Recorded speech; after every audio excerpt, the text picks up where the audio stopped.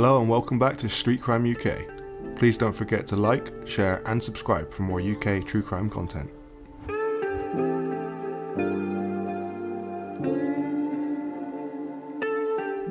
Today we look at Mr. Bobby Cummins.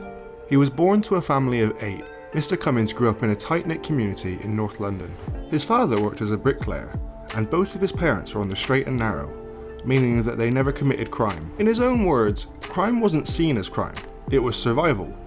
Petty theft was used to feed families, and as long as you didn't steal from your own, it was allowed. Despite the underlying danger, the community remained close. Everyone's doors were always open to each other, and you always had a meal waiting for you.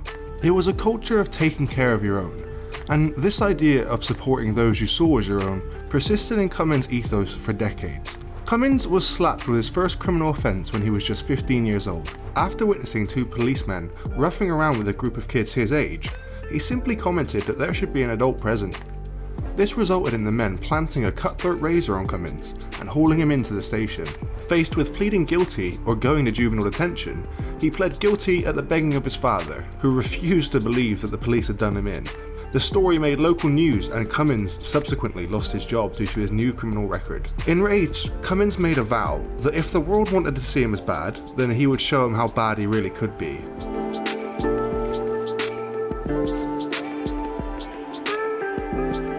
Cummins had 2 choices laid before him: join his father as a bricklayer, or make his own way. Having left school at 16, Cummins didn't have the education to do anything else, so Cummins chose the latter option and thus started his criminal career. Meeting with the local firms, Cummins was quick to establish himself as a powerhouse, helping organise the previously jumbled up groups on the condition that it would be on his terms. In the 60s, 70s and 80s, crime in North London was much more organised than its modern counterparts today.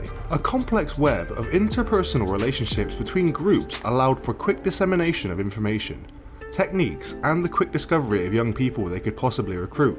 The structured system allowed for a sort of criminal code of ethics to be kept in place. No killing members of the media, the general population or the government. And there were rules surrounding the actual hit, such as making sure it wasn't done in the presence of wives or children. It was through this web of contacts that after proving himself and earning their respect, Cummins obtained his notorious sawn-off shotgun, which he affectionately named Kennedy. The power that came with wielding a firearm and his growing reputation drew the attention of the older gangsters, who took him to be a hitman. During the time he was trained to be a hitman, Cummins was taught to tamp down his emotions and dehumanize his targets. Most importantly, he realised that not all of the hitmen he interacted with were heartless cyborgs with antisocial personality disorders. Many of them were in fact like him, had learned to numb themselves to their actions out of survival rather than insanity. They were groomed into the role by the older group and taught to view their targets as rats rather than as humans. Those killings weren't personal, it was just work to him. He also saw his actions as a necessary evil. There were times where a full-blown gang war was on the horizon, and those orchestrating the violence needed to be taken out before they were successful. The one death that Cummins says he continues to live with is the accidental death of a hostage during a bank robbery, who choked on his own gag. The near clinical amount of preparation involved in the hits went past just conditioning the hitmen in training. They learned how to change their modus of operandi, consistently to avoid being detected by law enforcement. They would read books and watch interviews of hitmen that had been caught and learn how they had been caught. Some even go into jail to learn from the best directly. When preparing for a hit, they would stalk their targets, learning their daily patterns as they searched for their witness's weak spot, something that they could exploit. Moments where they were alone and vulnerable, or how to make it look like an accidental death, even down to poison and insulin overdosing. Cummins became one of the UK's youngest bank robbers at the age of 16. He was sent to jail for armed robbery, where he found himself being brutalised by the people rather than rehabilitated. It was the opposite effect of what should have happened. Instead of being shown the error of his ways and the path that he was headed down, he realised that the only way to solve violence was with more violence. He quickly learned that being tough gave you a voice in the world, and continued his criminal education with the Cray twins. When he left jail, the rage inside of him had just grown and grown. He showed no signs of wanting to quit crime, and his notoriety had only grown since leaving prison. He began extorting restaurants for protection money. Some of the attacks he actually orchestrated himself, and all of this was at the age of 17. He moved on to fearlessly threatening larger gangs to stay away from his neighbourhood when they tried to move in. And Cummins was known for introducing himself with a £1 note and a bullet on the table, promising one or the other based on the loyalty shown to him. Eventually, Cummins found his way to prison to serve a 12-year sentence for offences including manslaughter and bank robbery. During this time, he became labelled a Category A prisoner due to his constant rule breaking. He started numerous riots and sit-ins while loaning money to fellow prisoners at exorbitant interest rates. He even went so far as to hold a governor hostage with a blade, after they refused to do anything about the abuse being inflicted upon them by the inmates and by the correctional officers. Cummins spent time jumping around maximum security prisons, but was eventually cordoned off with the rest of the most dangerous inmates at Parkhurst. It was here that he called to negotiate a truce between the notorious Reggie Cray and Charlie Richardson, and where things began to change.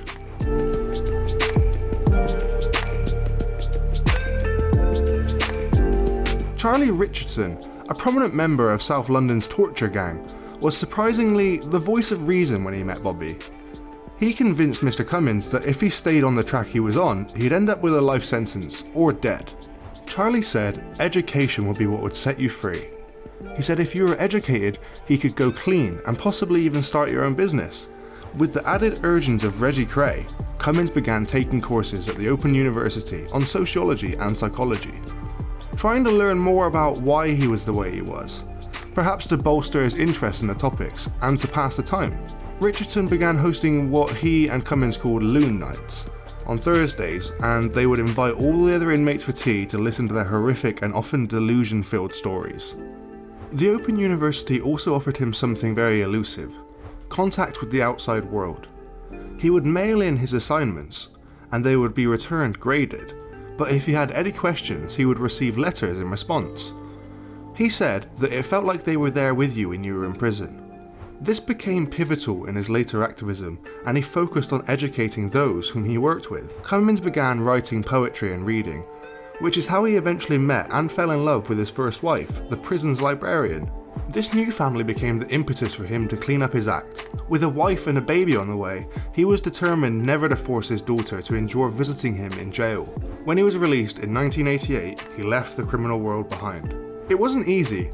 Of course, he applied for jobs under his full name rather than the name he was notorious for, and wrote himself fake letters of recommendation. He worked the night shift at Tesco's, stocking shelves before he was fired for threatening to gouge the manager's eyes out.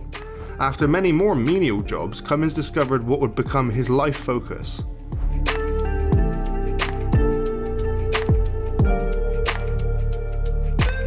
At the request of an old parole officer, Cummins spoke to two troubled teenagers who were on a path similar to the very one he'd found himself on decades earlier. Something clicked in Bobby, and he began speaking to more and more delinquents and fellow ex-convicts, encouraging them to stay on the clean path and helping where he could. The old sense of community that had been a pinnacle of his childhood stirred. It's my kids and they're dying in the streets, my mothers that are crying in the slums, and the politicians are still lying. He became Volunteer of the Month at the charity that he was working with, and as soon as he could start his own charity, Cummins became a chief executive of the charity Unlock, which worked to uphold the rights of convicts in all areas of civilian life and liberties. They championed police amendments and additions, and created directories of banks, insurance offices, universities, and other institutions that didn't discriminate against people with previous criminal convictions. However, Mr. Cummins stepped away to work more directly with people.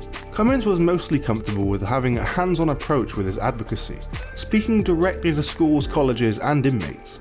And this type of approach was desperately needed.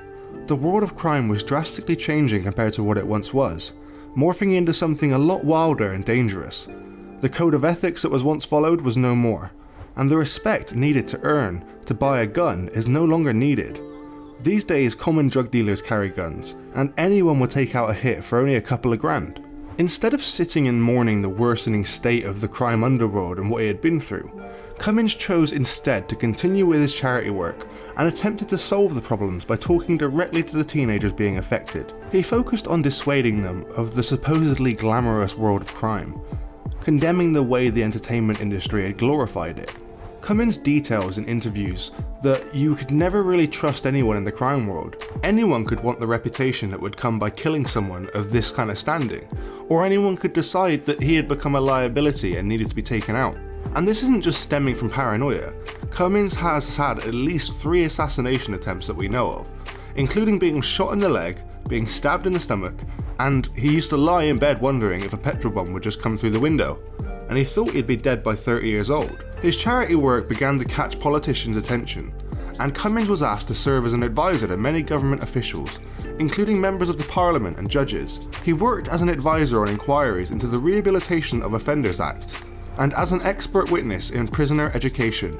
But none of this did anything to stay his tongue and hide his honest opinions, openly calling a member of the House of Lords a gangster. He never hid his distaste at working with people who would rather invest in bombs than in children's futures. And this bluntness was what inevitably made him an excellent advisor. He pointed out the flaws of the penal system, such as how high security prisons were breeding grounds for abuse and for great minds to conspire and share illegal tips and tricks with a more vulnerable crowd of young convicts. The free-for-all nature needed to be checked so that maximum securities wouldn't be havens for criminal education. If the UK actually wanted to reform its criminals, it needed to start at square one. Cummins campaigned to ensure the basic necessities that would break the cycle of reoffending. At this time, banks could refuse to open accounts for ex-convicts or give them loans, and jobs could discriminate, and insurance could be denied. Access to education was crucial in Cummins' mind, and he advocates for the education to inmates.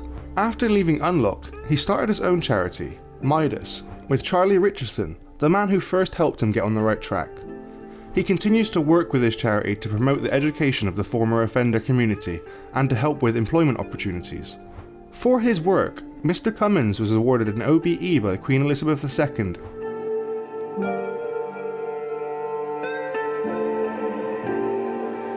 Using his own experiences, Mr. Cummins connected with troubled teenagers and worked directly with them to nudge them in the right direction, just like he did all those years ago when his friends were harassed by the police. His belief in the goodness of people led him to clean up and begin working with teenagers and adults with criminal backgrounds. Because of the tireless and compassionate work of Bobby Cummins and people like him, ex-convicts are able to open up bank accounts, have access to health insurance, and so many other basic things they need to stay on the right side of the law and lower the statistic of reoffending convicts, giving many a chance at a safe life they otherwise wouldn't have had. Thanks again for joining us today. Don't forget to like, share and subscribe to the video if you enjoyed it. And as always, stay safe. Hello everyone, and welcome to the Street Crime UK YouTube channel. Thank you for joining us. Please don't forget to like, share and subscribe for more exciting content. Today we'll be taking a look at the infamous Gooch Close Gang of Manchester. The Gooch Close Gang, also known as the GCOGs, Gooch Close Original Gangsters, or simply the Gooch in Manchester, was an organised crime group based in Moss Side and surrounding neighbourhoods of South Manchester, England. Most members of the gang grew up on the west side of Alexandra Park Estate in Moss Side around Gooch Close, which is where the gang gets its name. The Gooch is part of an alliance of Crip gangs which has had violent disputes with many other South Manchester gangs, most notably the Doddington Gang, formerly known as the Pepperhill Mob, the Moss Side Bloods and the Longside Crew.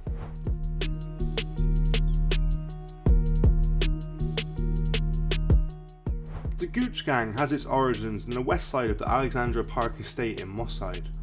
Young men would hang around a shebeen on Gooch Close selling drugs, which is where the gang started and how they got their name. A shebeen is just another place for an establishment or a private house that sells alcohol and is usually unlicensed. Gooch Close was a small cul-de-sac of semi-detached houses with an alley at one end. In the mid-1990s, the Alexandra Park Estate was redeveloped and the street was redesigned and had its name changed to Westerling Way. The gangs, while supplying to the street dealers, also tried to ensure that the dealers were protected from other gangs by protecting their territory. Most of their problems occurred when rival street dealers started to move into the territory already controlled by a gang, or when a gang taxed a rival dealer.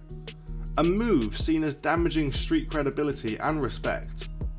The gangs in South Manchester, including the Gooch Gang, were made up of mostly first and second generation British, West Indies, Caribbean heritage members, whose grandparents came to England from the 1950s.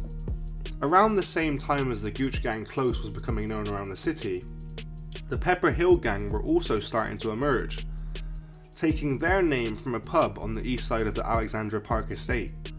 When the pub closed down and the gang targeted by police, they reformed around nearby Doddington Close and would go on to become known as the Doddington Gang.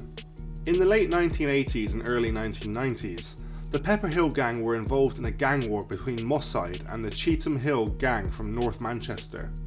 The Gooch often brought and sold drugs with the Cheetham Hill Gang. The Gooch had close ties to Cheetham Hill, with the cousin of Cheetham Hill head being a leading figure in the Gooch. The Pepper Hill Gang thought this was a helping the enemy kind of thing, and the Pepper Hill Gang declared that nobody from South Manchester was to have dealings with Cheetham Hill anymore. This angered the Gooch and a fierce war erupted, dividing the Alexandra Park estate in half, with the Gooch on the west side and the Pepper Hill on the east side, although the gang war was centred around Moss Side. Young males from neighbouring areas would be drawn into the conflict, resulting in a number of deaths and regular shooting incidents in South Manchester through the 1990s and 2000s. In 1996, an offshoot gang was identified, Young Gooch, which contained a frightening reputation for the violence and guns its members used. 5 of its members were later arrested following Operation Eagle and were sentenced to more than 43 years in prison. The Young Gooch started to war with the newly emerging Longsight Crew, a younger offshoot of the Doddington Gang, whose members were based on a number of estates in the Longsight and Ardwick areas of South Manchester, especially their headquarters of Langport Avenue. By the mid-2000s, the Gooch had grown to become a vast gang made up of a number of smaller offshoots crews, based around South Manchester. The most notable of these being the Longsight Street Soldiers, or the Old Trafford Crips, or the Rush Home Crips, and Fallowfield Mad Dogs. These gangs would carry out on the rivalry with Doddington and Longsight Crew in the 2000s. It is also notable that most gangs that roam the streets of the UK today are offshoots from these revolutionary gangs.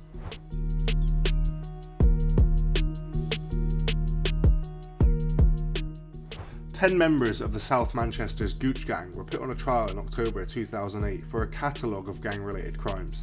Gang members Mr. Colin Joyce and Mr. Lee Amos had been arrested in 2000 when they had been apprehended at their nerve centre in a house in Moss Side, found with an extraordinary array of firearms. In 2001 they had been sentenced to 9 years in prison, but had been released early on licence in 2007, and there had been followed out a new bout of shootings after. In April 2009, Mr. Joyce and Mr. Amos were among 11 members of the Gooch Gang who were found guilty and charged with a catalogue of crimes, which included the murder of Mr. Ukal Chin, Mr. Tyrone Gilbert, which we'll be taking a closer look at in a little bit. These convictions were hailed by Manchester's Chief Prosecutor John Holt as having enormous significance for the public safety. Their trials were held 35 miles away at Liverpool Crown Court to lower the risk of witness intimidation from other gang members. Not unusually, the perpetrators of gun crime were also the victims, with Mr. Amos's brother, Mr. Stephen Babatunde Amos, having been shot dead in a gang-related shooting aged 21 outside a bar in Ashton-under-Lyne in 2002. Mr. Colin Joyce, aged 29, known as the leader of the gang, was given a minimum 39-year sentence. Mr. Lee Amos was sentenced to receive at least 35 years. 3 other members of the gang were given minimum sentences of between 30 and 35 years. 11 members of the Gooch Gang were found guilty of charges ranging from murder and gun possession to drug dealing in 2009. Since their arrest, gang-related shootings in Manchester have fallen by a massive 92%, and there have been no gang-related murders for a year.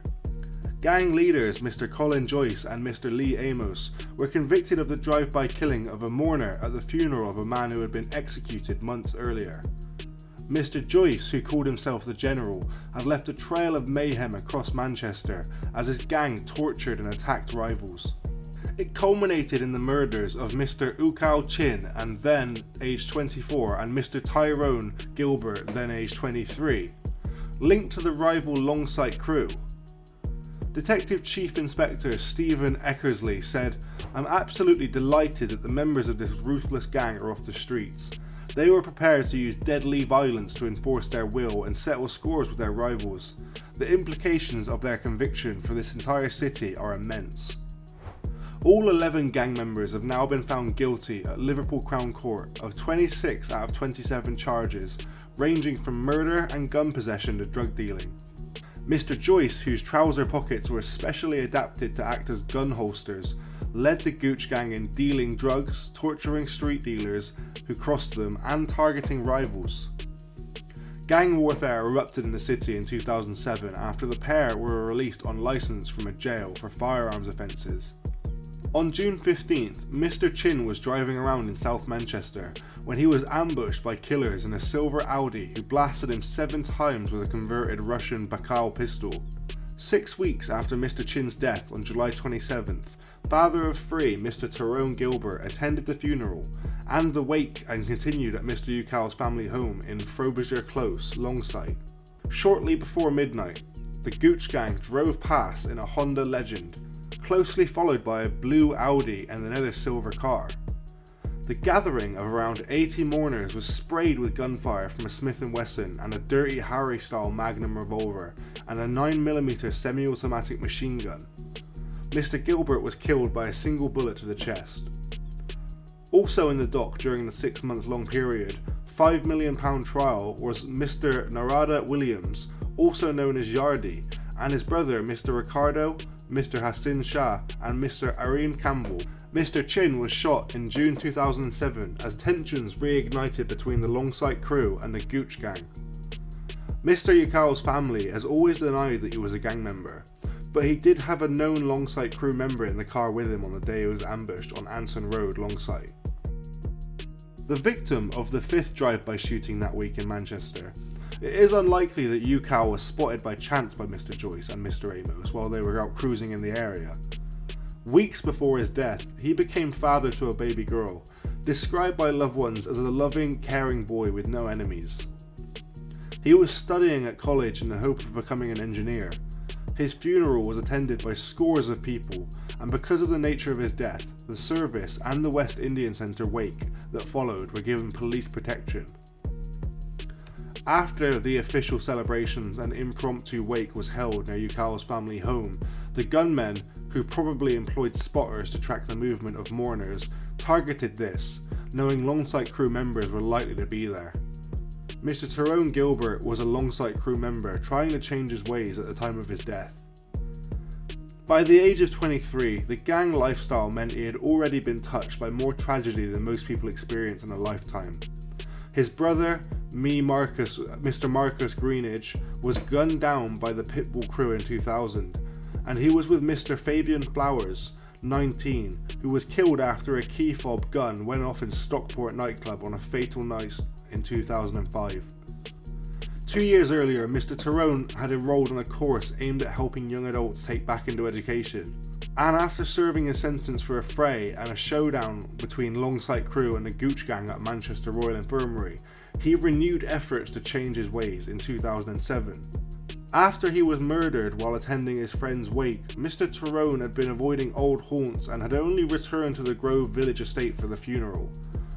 But in the weeks before Mr. Tyrone was killed, Mr. Narada Williams of the Gooch Gang was seen asking around for him, apparently with bad intentions in mind. In a tragic twist, Mr. Tyrone ended up being the victim of indiscriminate shooting after the Gooch Gang opened fire on the mourners near Mr. Yukal's family home in July 2007.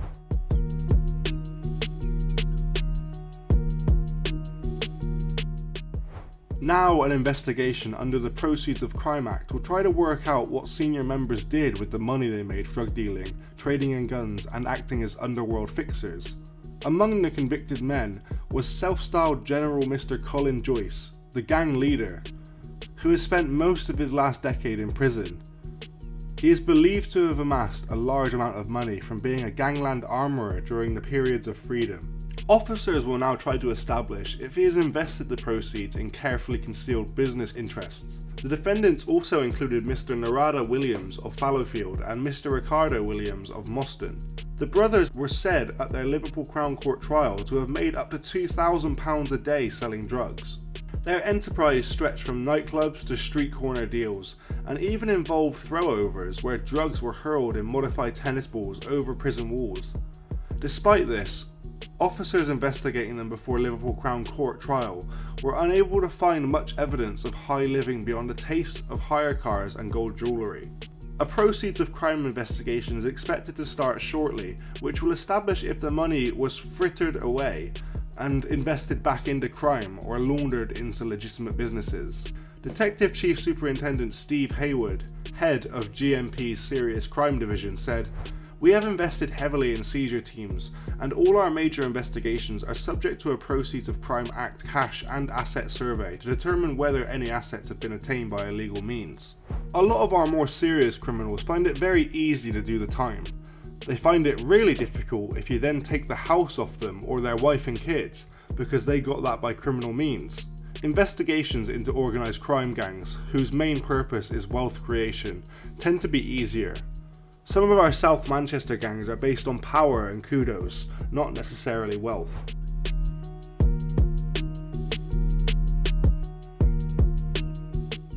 Recent news on the Gooch Gang. Armed police swooped on 3 men strongly associated with the notorious Gooch Gang after they received a wicked shotgun during a handover on a quiet residential street in broad daylight.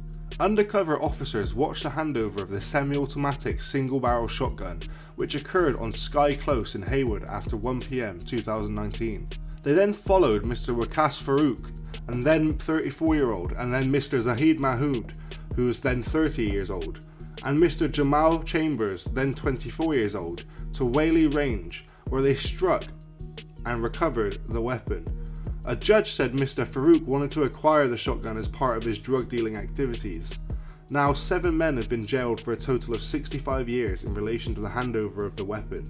Manchester Crown Court heard that others, including Mr. Tariq Khalik and Mr. Mashek Pennock and Mr. Jordan Starkley, all 28 years old in 2019, had arranged for a man called Mr. Tyrone Keigri Simmons to deliver the weapon and 29 cartridges to Mr. Farouk, Mr. Mahood and Mr. Chambers. As they met in Haywood, Mr. Khalik, who appears to be wearing a black glove, was seen showing Mr. Farouk, Mr. Mahmood and Mr. Chambers the firearm in the holdall, possibly demonstrating how it could be used. The shotgun had been delivered in a large holdall by Mr. Keigri Simmons, who walked over to a field where the cars were parked. Mr. Farouk, Miss Mahmood and Mr. Chambers then drove in tandem down to Brooklyn Avenue in Whaley Range, where they sat in the car and an Audi A3 and thought to be examining the weapon. Minutes later, at about 2:37 PM on October 18th, 2019, armed police struck and arrested the trio. Mr. Chambers, who had been there to provide muscle, ran off, but was caught shortly after by police. He was found to have an Armani bag containing heroin. He also had a small knife and about £500 in cash. Mr. Farouk also had an Armani bag, which contained digital scales and £710 in cash. At the police station, officers found 5 wraps of cocaine and 5 wraps of heroin stuffed down the front of his trousers. A firearms expert tested the weapon and found that it was in poor condition.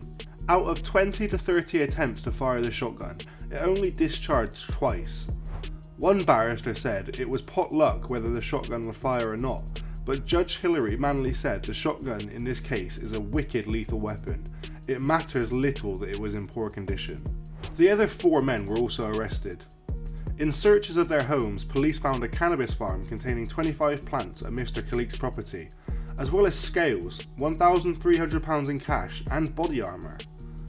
Cocaine and cannabis were also found at Mr. Keigri Simmons' house, and body armour and a balaclava were also seized at Mr. Pinnock's residence.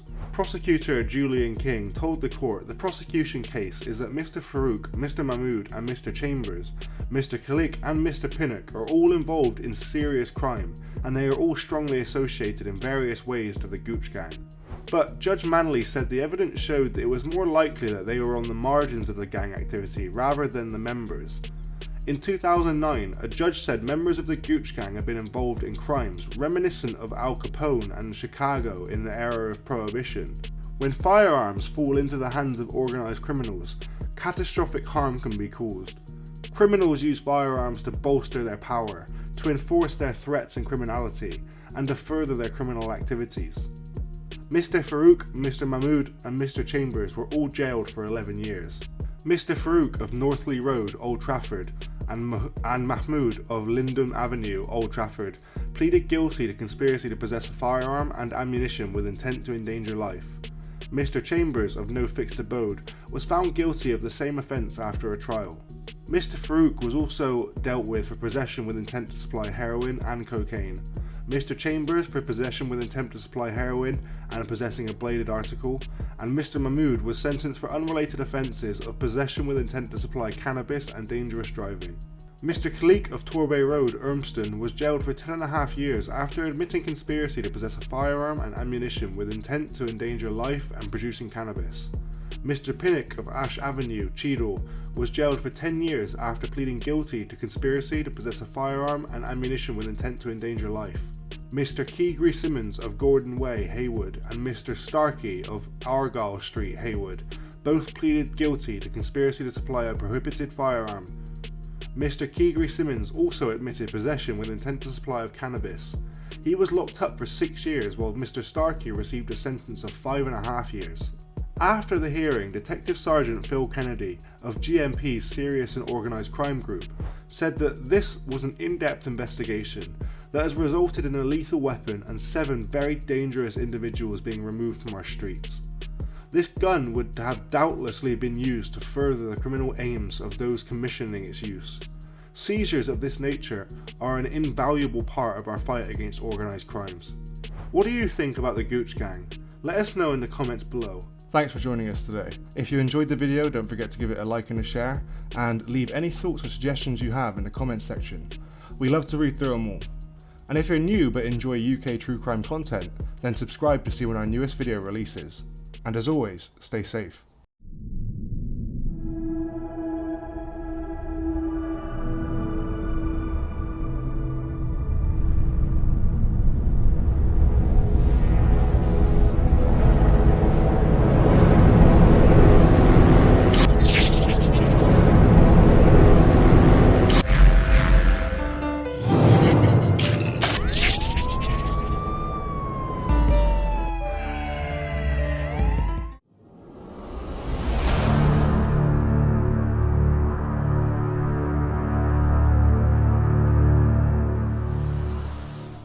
Hello and welcome to the Street Crime UK YouTube channel. Please don't forget to like, share, comment and subscribe. Today we're going to take a look at the case of the infamous Curtis Warren. Curtis Francis Warren, who was also known as Cocky, was born on the 31st of May 1963. He is an English gangster and a drug trafficker who was formerly Interpol's target number 1 and was once listed on the Sunday Times rich list. Curtis Warren is the second son of South American-born Curtis Alois Warren, a seaman with the Norwegian Merchant Navy, and Antonia Santre, the daughter of a shipyard boiler attendant. He grew up with his elder brother, Ramon, and his sister Maria in Toxteth, Liverpool. After Mr. Warren was released from jail, local police commented that he had turned his life around working as a bouncer in a Liverpool nightclub. But it was here that he learnt about the drugs trade, as bouncers have the power to control who comes in and outside of the venue. He was able to control dealers, access, and then befriend them, giving him an inside education. In the late 1980s, Mr. Warren came to a working agreement with Middlesbrough businessman Brian Charrington. In September 1991, using Mr. Charrington's personal yacht, the two men sailed to France on a then legal British visitor passport. They then travelled to Venezuela on a 10-year British passport and arranged a deal with the Cali cartel to smuggle cocaine in steel boxes concealed in legged ignots. On arrival to the UK, HM Custom and Excise cut open one ingot but found nothing. Having let the shipments pass, they were later informed by Dutch police that the drugs were held in steel boxes, by which time Mr. Charrington, Mr. Warren and the shipment were untraceable. However, a second shipment of 907 kilograms using the same method was already in transit from South America. When the shipment landed in the UK in early 1992, Mr. Charrington, Mr. Warren and 26 others were placed under arrest in a prosecution brought by HM Custom and Excise. However, in the preliminary court procedures, It was revealed by police that Mr. Charrington was a police informant for the North East Regional Crime Squad. HM Customs officials went forward with their prosecution despite protests from his police handlers Harry Naggs and Ian Whedon. In Newcastle Crown Court, it was alleged that Mr. Warren was so well informed that he knew the length of the largest drill bit owned by HM Customs, and therefore the size and depth of the required ignots. Eventually though, through Conservative MP Tim Devlin, a meeting was arranged in which Customs was ordered to drop the charges against Mr. Charrington on the 28th of January 1993. The case was dropped with all the accused, including Mr. Warren, acquitted of all charges. It is alleged that on release, Mr. Warren purposely walked past the HM Customs agents saying, "I'm off to spend my 87 million from the first shipment and you can't touch me." Several months later, Mr. Naggs was spotted by HM Customs officials driving a £70,000 BMW previously registered to Mr. Charrington. Mr. Warren returned to Liverpool, but with the combination of various ritual killings of several organised crime figures and the police pursuing him following the high profile case failure, he decided he had to move. In 1995, Mr. Warren relocated to a villa in Sassenheim in the Netherlands. He owns casinos in Spain, nightclubs in Turkey, a vineyard in Bulgaria, land in Gambia, and money stashed away in Swiss bank accounts. He could have retired rich, but he decided to continue. Monitored by police calling his contacts in the UK, it was now that Mr. Warren's photographic memory was useful to him. He never called contacts by their names, but by code words. All of the Swiss bank account details were kept in his mind, never written down, and he never kept accounts for his drug dealing business. The result was that he had an unlimited credit line from the cartels in South America, and with cannabis traffickers in Turkey and Eastern Europe. On the 24th of October 1996, the special police officers from the Netherlands raided Mr. Warren's villa and other property that he owned in Netherlands. Mr. Warren and several associates were arrested, with police finding 3 guns, ammunition, hand grenades, crates with CS canisters, 400 kilograms of cocaine, 1,500 kilograms of cannabis resin, 60 kilograms of heroin, 50 kilograms of ecstasy, and 400,000 Dutch guilder, plus 600,000 US dollars in cash. The whole haul was estimated to be £125 million. Mr. Warren made his only appearance in the Sunday Times Rich List, which stated as a property developer, his fortune was estimated at £40 million. His conviction in the subsequent trial ensured his removal.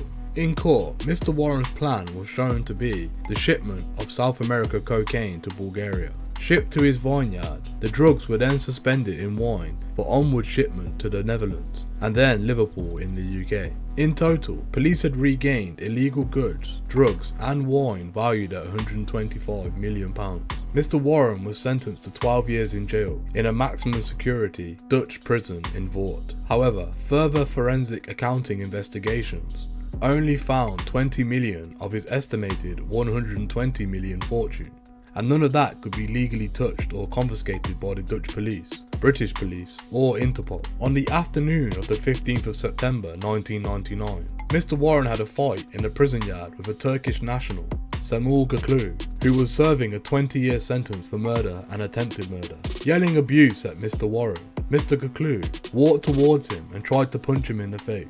Evading the punch, a short fight ensued, during which Mr. Gaklu fell to the ground and Mr. Warren kicked him in the head 4 times. Mr. Conclusion got up and went again for Mr. Warren and was again punched to the ground.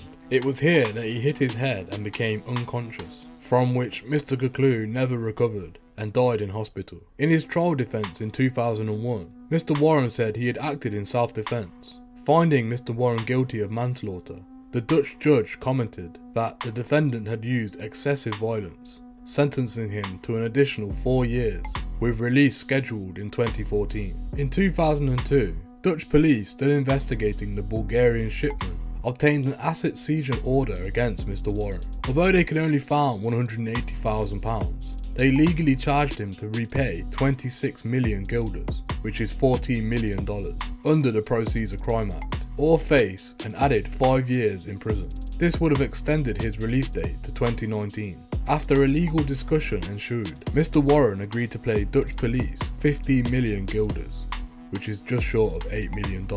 In February 2005, Mr. Warren was charged by the Dutch authorities for running an international drug smuggling cartel from his Dutch prison cell. Moved around 6 jails during his trial for his own safety, he was found guilty but successfully appealed and was released from prison in June 2007. Refused a passport by the British, Irish and Portuguese governments, the UK Serious Organised Crime Agency then followed Mr. Warren's every move as part of a lifetime offender management program under the codename Operation Floss. In November 2007, Mr. Warren's former right-hand man, Colin Smith, was shot dead whilst leaving Nell's gym in Spate. Under the Soccer's Operation Floss, just 3 weeks after being freed from prison in the Netherlands, on Saturday the 30th of June 2007, Serious Organised Crime Agency officers called Jersey police to inform them that Mr. Warren had arrived at Manchester Airport and paid cash for a plane ticket. Observed in Jersey with a known Liverpool associate and now Jersey resident Taffin Carter, the pair drove around in Mr. Carter's VW Golf to various locations, including the isolated St. Catherine's Breakwater,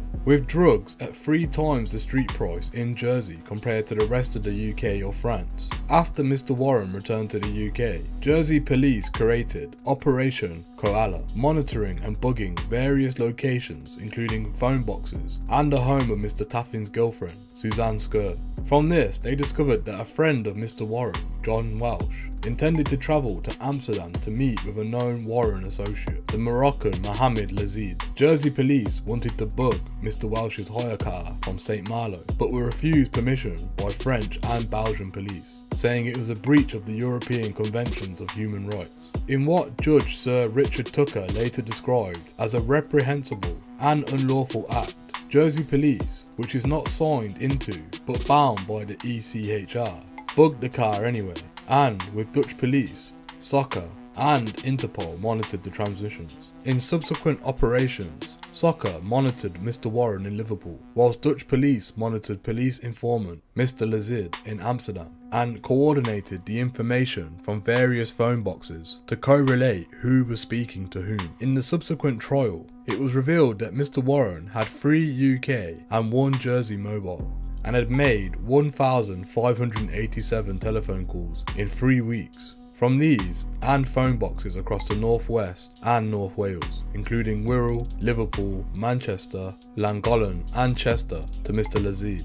In 2007, Mr. Warren was arrested in St. Helens over conspiracy to smuggle drugs after a joint investigation involving Jersey police, Merseyside police, Soccer and law enforcement from Belgium, France and the Netherlands. He pleaded not guilty, and there ensued a 2-year legal argument over the legality of the information obtained by bugging Mr. Welsh's car. After agreement that there was sufficient evidence from other sources to substantiate the case, Jersey police offered him a deal for pleading guilty of an 8-year jail term and no confiscation of assets. Mr. Warren turned this down. The Metropolitan Police agreed to lend Jersey police a manned armoured prison transfer van so Mr. Warren and his associates could be transferred safely during each day of the trial. The court heard that no drugs had been imported as the Jersey contacts had failed to come up with the money. Senator Ben Shurton raised concerns that Mr. Warren's legal representation was at the cost of the Jersey taxpayer, whilst Progress Jersey,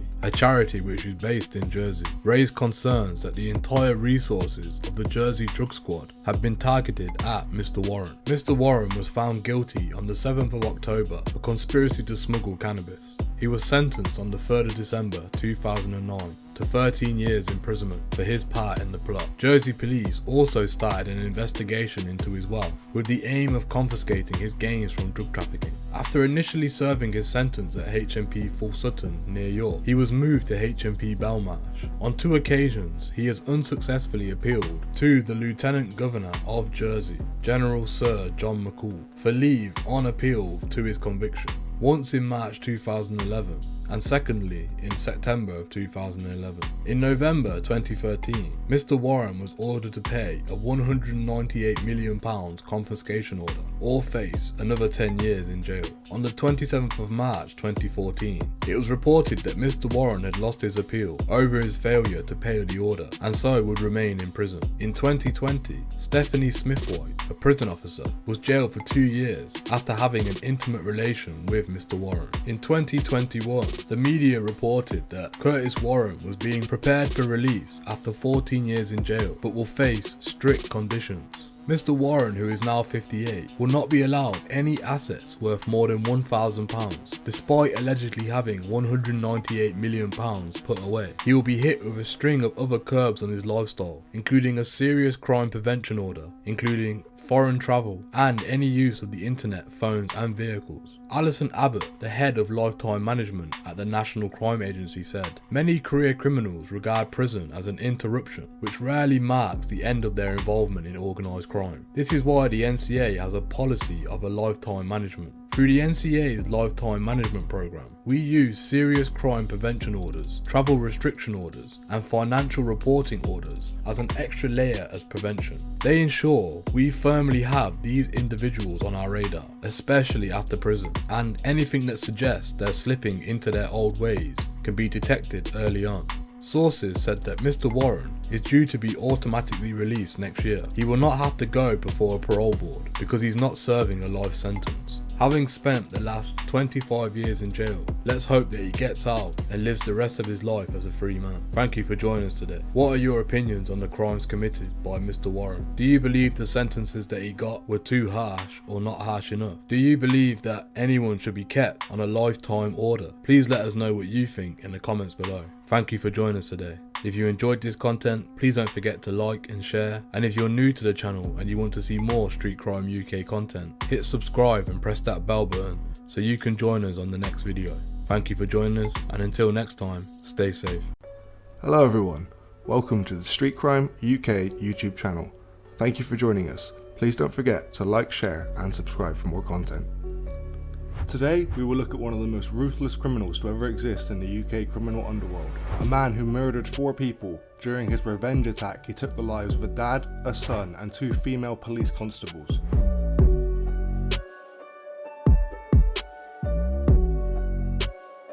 Dale Cregan was born on June 6, 1983. To Paul Cregan and Anita Marie Cregan at Tameside General Hospital. His father was a tool setter. The middle of 3 siblings, he had an older brother and a younger sister. Eventually his father would leave his wife to raise their 3 children and would marry a policewoman who worked for the Greater Manchester Police.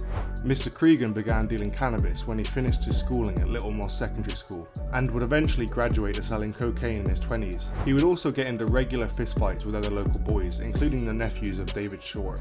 He claimed to have lost his left eye in the fight in Thailand. However, the authorities believe it was lost during a fight with other gangsters in the UK. During examinations, police confirmed that it lacked any scarring that would come with being punched hard enough to break an eye socket. His distinctive look would be what helped identify him after his first 2 murders of a father and son, David Short and Mark Short. While his official occupation was plasterer, Mr. Cregan was raking in upwards of £20,000 a week as a cocaine dealer and one of the local top dogs in the industry. He was spending lavish vacations in Asia and around Europe, flying business class back into the UK. He drove a Mercedes 4x4 ML and would make almost 200 calls a day related to drugs dealing. He would amass a collection of 10 guns, including a submachine gun. Mr. Cregan would also have a son with Georgia Merriman at the age of 24. They lived in a flat in Droylsden, less than a mile away from David Short's home.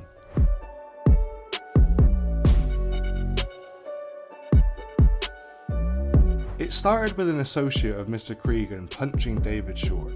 The Atkinsons and the Shorts had been rival local families after Leon Atkinson decked David Short because the man had been glaring at him. From there, spats and small fights broke out between the 2 families and their accomplices. The back and forth continued and escalated to Leon's father having his knee blown off in a local pub. David Short had blamed the Atkinsons' right-hand man, Mr. Cregan, for an attack on him when he was riding his bike and had a knife pulled on him.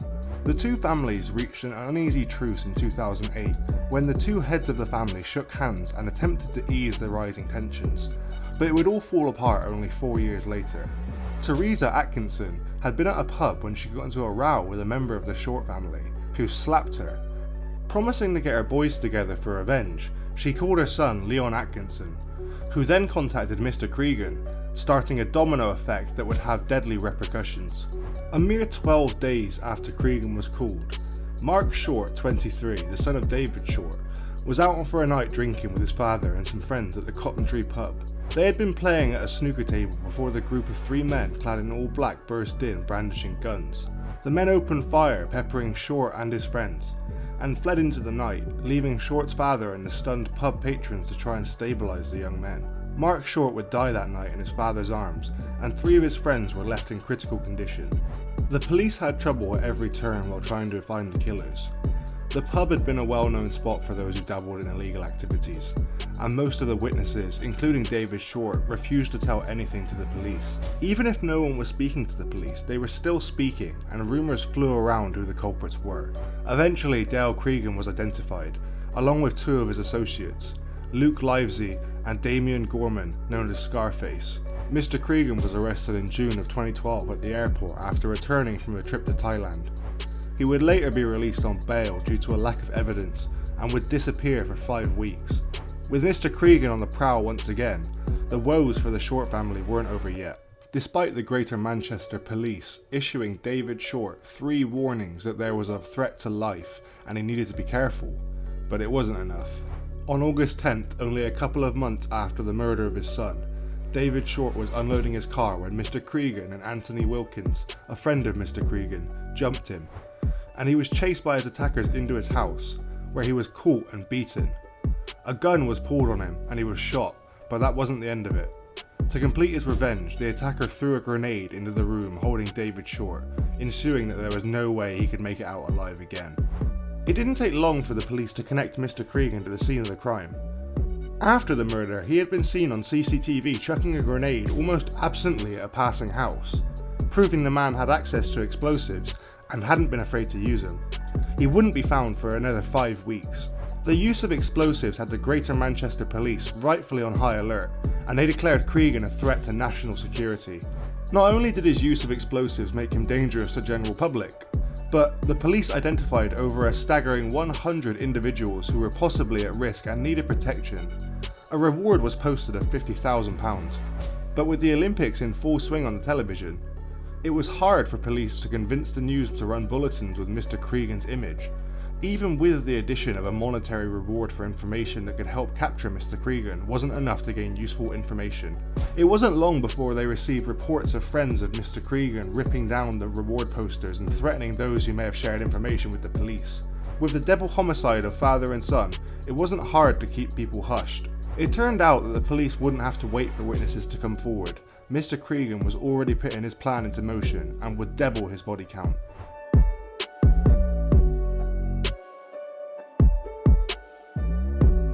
On September 18, 2012, police dispatch received a call from 30 Abbey Gardens in Mottram. It seemed routine. The caller claimed that a rowdy teenager had thrown a slab of concrete through the man's back window, and he wanted officers to come and check it out in case the culprit was still in the neighbourhood. 2 constables, Nicola Hughes and Fiona Bone, were attached to a routine check, but what happened was anything but routine. The day before, Mr. Cregan had taken the family that resided at the address hostage. The family included the parents of a young daughter who were forced to bend to the man's whim. The father was even forced to go to work to prevent suspicions arising, under the promise that something terrible would happen to his daughter if he didn't. Later, the family would recall the bipolar nature of his behaviour and how he would shift rapidly between normal conversation and threats of murder. He even forced them to cut his hair and trim his beard for the impending arrest. PCs Hughes and Bone went to the door at 30 Abbey Gardens and knocked. When the door opened, Dale Cregan had been ready and waiting with his gun. He fired 32 shots at Hughes and Bone, with at least 8 bullets hitting each target. 3 went into PC Fiona Bone's head, who had attempted to deploy her taser when she realised what was happening. When he was finished shooting, Mr. Cregan threw out his signature, a military-grade grenade, which landed next to them on the sidewalk. Fiona Bone was pronounced dead at the scene, while Nicola Hughes would be rushed to the hospital and would later succumb to her wounds. After the shocking murder, there were still more surprises. An hour after committing the double homicide, Mr. Cregan turned himself in. He drove himself to the nearest police station and announced himself, where he was quickly arrested. However, panic still thrilled through the police force. Was this another trick? Did he have explosives on him again? Was his car rigged to explode as soon as another unsuspecting officer went to do their jobs? There was a small breath of relief when none of their worst fears came to fruition. When Mr. Cregan was questioned on why he had murdered the 2 policewomen seemingly out of the blue, his answer was just as disturbing. He simply said revenge.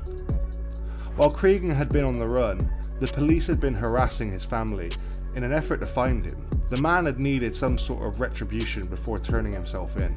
The case garnered national news coverage, with the then Prime Minister David Cameron commenting that it was despicable and an act of pure evil. Nothing was held back when it came to ensuring that Mr. Cregan wouldn't slip away. Armed guards were posted on rooftops and at every entrance, and scaffolding was erected for guards to stand on. His false eye was taken out and his eye socket was inspected twice daily to ensure that he hadn't been hiding anything in it. Over £5 million would be spent on the security detail to ensure the police killer wouldn't be able to escape custody. Around 120 Lancashire constabulary officers were deployed daily, and even a helicopter would follow the convoy between Manchester Prison and Preston Crown Court.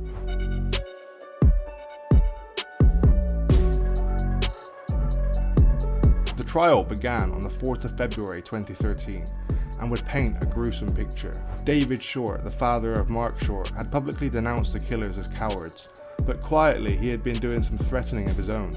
He promised to kidnap, torture, rape and burn Mr. Cregan's 4-year-old son for revenge. It haunted Mr. Cregan. He said, "I couldn't get him out of my head anymore. I thought maybe if I kill him I can get some rest. The night that I shot David Short, I had the best sleep of my life." Mr. Cregan took the threats very seriously, as most people would, and fearing retaliatory attacks, sought to extinguish a target on the family he cared about so much. What also shocked the public and prosecution was the apparent blasé attitude Mr. Cregan took on regarding the impending murders and surrendering himself. The night before the murders of Constables Fiona Bowen and Nicola Hughes, he drank alcohol and smoked cigars while looking himself up in the news. He boasted that the £50,000 reward was rare, like taking joy in the police's increasingly frantic search to find him. The judge inferred that Mr. Cregan had been able to see the two police constables had been unarmed as they approached, and had still decided to act on his bloodthirsty need for revenge. The judge went on to say, "You acted with a premeditated savagery. You drew those two officers into a calculated trip for the sole purpose of murdering them in cold blood." Throughout the trial, Mr. Cregan would eventually admit to the 4 murders and 3 attempted murders, the friends of Mark Short who had been shot in the Cotton Tree pub, along with admitting to the earlier grenade tossed into someone's front garden. Yet he would still attempt to plead not guilty to the charges, which was resoundingly rejected by the court. For the murder of 4 people, Mr. Cregan was sentenced to a whole life sentence without the possibility of release. 9 other people were also on trial for charges related to the deaths of the Shorts, but only 5 were charged. When the verdicts were returned, Mr. Cregan smiled and shook hands with the other defendants. Mr. Cregan is still in jail today, where he will likely be until the end of his life. He's refused to fade quietly away into obscurity and launched a hunger strike in 2013 in an effort to be moved from HMP Full Sutton to Manchester so he could be nearer to his family. He was relocated to Ashworth Hospital, where he stayed for 4 years and boasted about the amenities he had access to, such as a snooker and tennis table, and eventually found his way back to Strangeways Prison, formerly HMP Manchester. No matter where he ends up, Dale Cregan isn't being released anytime soon, and the UK will never forget his vicious crimes. Hello everyone, welcome to the Street Crime UK YouTube channel. Thank you for joining us. Please don't forget to like, share and subscribe for more content. Today we look at a very high profile criminal case that took place in London, and also the implications of that case and how it will never be forgotten about in the UK criminal underworld. Mr. Darren Mathin, who was from Harlesden in northwest London, was originally facing 16 years in jail for conspiracy to murder when the police decided to offer him an exclusive deal, one that had not previously been given to anyone in the UK, and especially to anyone who had been convicted of a murder. The proposal of the deal was one that offered a new life and a new identity. This would be given to him upon release from custody, and he will be able to start his new life with his family. But it was to come at a high price, one that would cost him his reputation. Mr. Mathin was to become one of Britain's most notorious supergrasses, and one from within a community in which police were previously unable to infiltrate and find an informant within. After his own conviction of a murder case of which he was involved in, Mr. Darren Mathin had told the police he was prepared to give information on inside knowledge that he had about high-ranking gangland murders within the community, and also gave the details of his own lifetime of violent robberies prolific drug dealing, and extreme gang-related violence.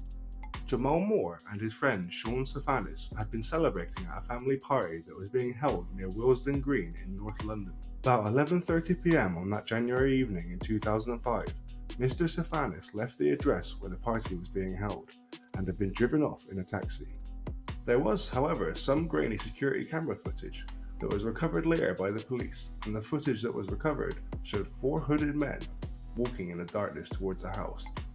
The men who are heading toward the party see a taxi pass them and are unaware the man they are looking for has just passed them in that very taxi that had just gone by. The men then move off camera as they continue towards the house. The men had come to the party in search of Mr. Stefanis, but realizing they had missed him and already now in the mindset of wanting to hurt someone, the group then unfortunately spotted 24-year-old Mr. Moore and decided to turn on him instead. He was at the time with his girlfriend collecting a case of beer, a case that he had collected from the shop earlier that day. He had only left the party to collect the beer as supplies were running low, and so he went to his car with his girlfriend so that he could collect the case and return to the party with more drinks. As he was unloading the case of beer from his car, the 3 gunmen approached, and all 3 withdrew their guns and started firing towards Mr. Moore. It was later reported by police that 16 shots had been fired from the gunmen in total. The bullets had completely peppered the silver Renault Megane that Mr. Moore was stood next to with his partner. The dramatic CCTV footage of that night then shows the 4 men who shot Mr. Stefanis running away from the scene. It also showed that at least one of them was still carrying a gun in his possession, as it could be seen glinting in the streetlights by the CCTV camera, as he attempted to make a swift exit from the crime that had just taken place. Although he had been hit by 5 of the 13 bullets that had been fired, Mr. Moore had somehow during the commotion been able to dive away from the car and was able to roll down a bank. He was also followed by his very luckily uninjured girlfriend. As he was lying at the bottom of the bank with his life on the edge of being taken from him, Mr. Moore somehow found the strength to call 999 on his mobile phone. During court proceedings, the jury heard how he told the emergency operator that he needed help, and it was noted that he sounded to be in immense pain. He then said, "I've been shot, I need help." When he was asked where he was, he replied, "I'm in a back garden, please be quick, I've been shot." He is then heard by the jury on the same phone call naming one of the shooters he thought had shot him. "It was Rufus. Rufus was the one who shot me." Another male's voice is then heard in the background. The unidentified male could be heard saying that Mr. Moore's breathing has now become even more difficult and that the ambulance needs to hurry up. This was unfortunately another brutal tit-for-tat killing between the feuding gangs, which according to police had the majority of time come from neighbouring housing boroughs from within the inner city suburbs of London.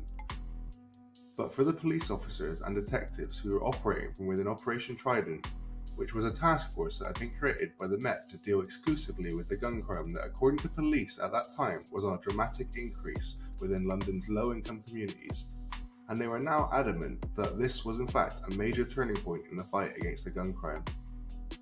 For it was this incident that created the moment in which the detectives who were working within Operation Trident had managed to find their first Supergrass. The Supergrass was a man who was deeply entrenched within the community and with extensive criminal knowledge of crimes that officers were desperate to get evidence for to be able to secure a conviction. This was also somewhere that the detectives had been trying to infiltrate for a very long time, and have tried to get an informant who would be willing to cooperate with the police from within these communities for many years. Mr. Darren Mathin, who was 24 at the time, had explained to police detectives how he himself had actually drove the killers to the scene of Mr. Moore's murder. He also explained to detectives that after reading a description of the van that he had used to drive the killers to the shooting in the local newspaper, Mr. Mathin had now decided that it was now probably a good time to get rid of the van and decided to drive it to East London. It was here where he would burn it out. He did this in an attempt to destroy fingerprint and DNA evidence. As he doused the vehicle with petrol that he had brought with him in a jerry can, and the fact that Mr. Mathin did not have any trained experience at all with explosions, meant that he was stood way too close to the van when the van had blown up. The explosion that occurred caused his woolly hat to blow off and badly burned his legs. He was now in immense pain and so decided to call a taxi to take him to the hospital. It was reported by the taxi driver that his legs were in so much pain that he drove Mr. Mathin to the hospital with his legs poking out of a window to cool them down and try to dull the pain. However, this would turn out to be a costly mistake for Mr. Mathin, as the police, who were called by a member of the public to investigate the explosion, had in fact during their investigation managed to find Mr. Mathurin's hat at the scene. The DNA fibres from the hat matched those of the fibres of which had been found by forensic detectives in the van. Around this time, detectives who were working the case had now been able to identify who Rufus was. This was the nickname of a gangster who lived in the area surrounding the crime, whose real name was in fact Roberto Parchment. On the night in which the murder took place, both men who were present at the murder had left their mobile phones switched on. This allowed police to use their cell site analysis on both of their phones, and this was enough evidence to place them at the scene. Cell site analysis is a common practice used by police, in which the police are able to triangulate your phone signal and position by using the cell site masts. The cell site mast in which your phone is always connected to if it's turned on is always able to track your location at all times.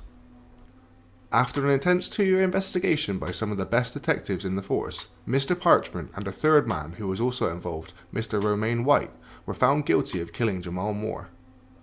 Mr. Mathurin was also found guilty at the same trial by a jury and was convicted of conspiracy to murder.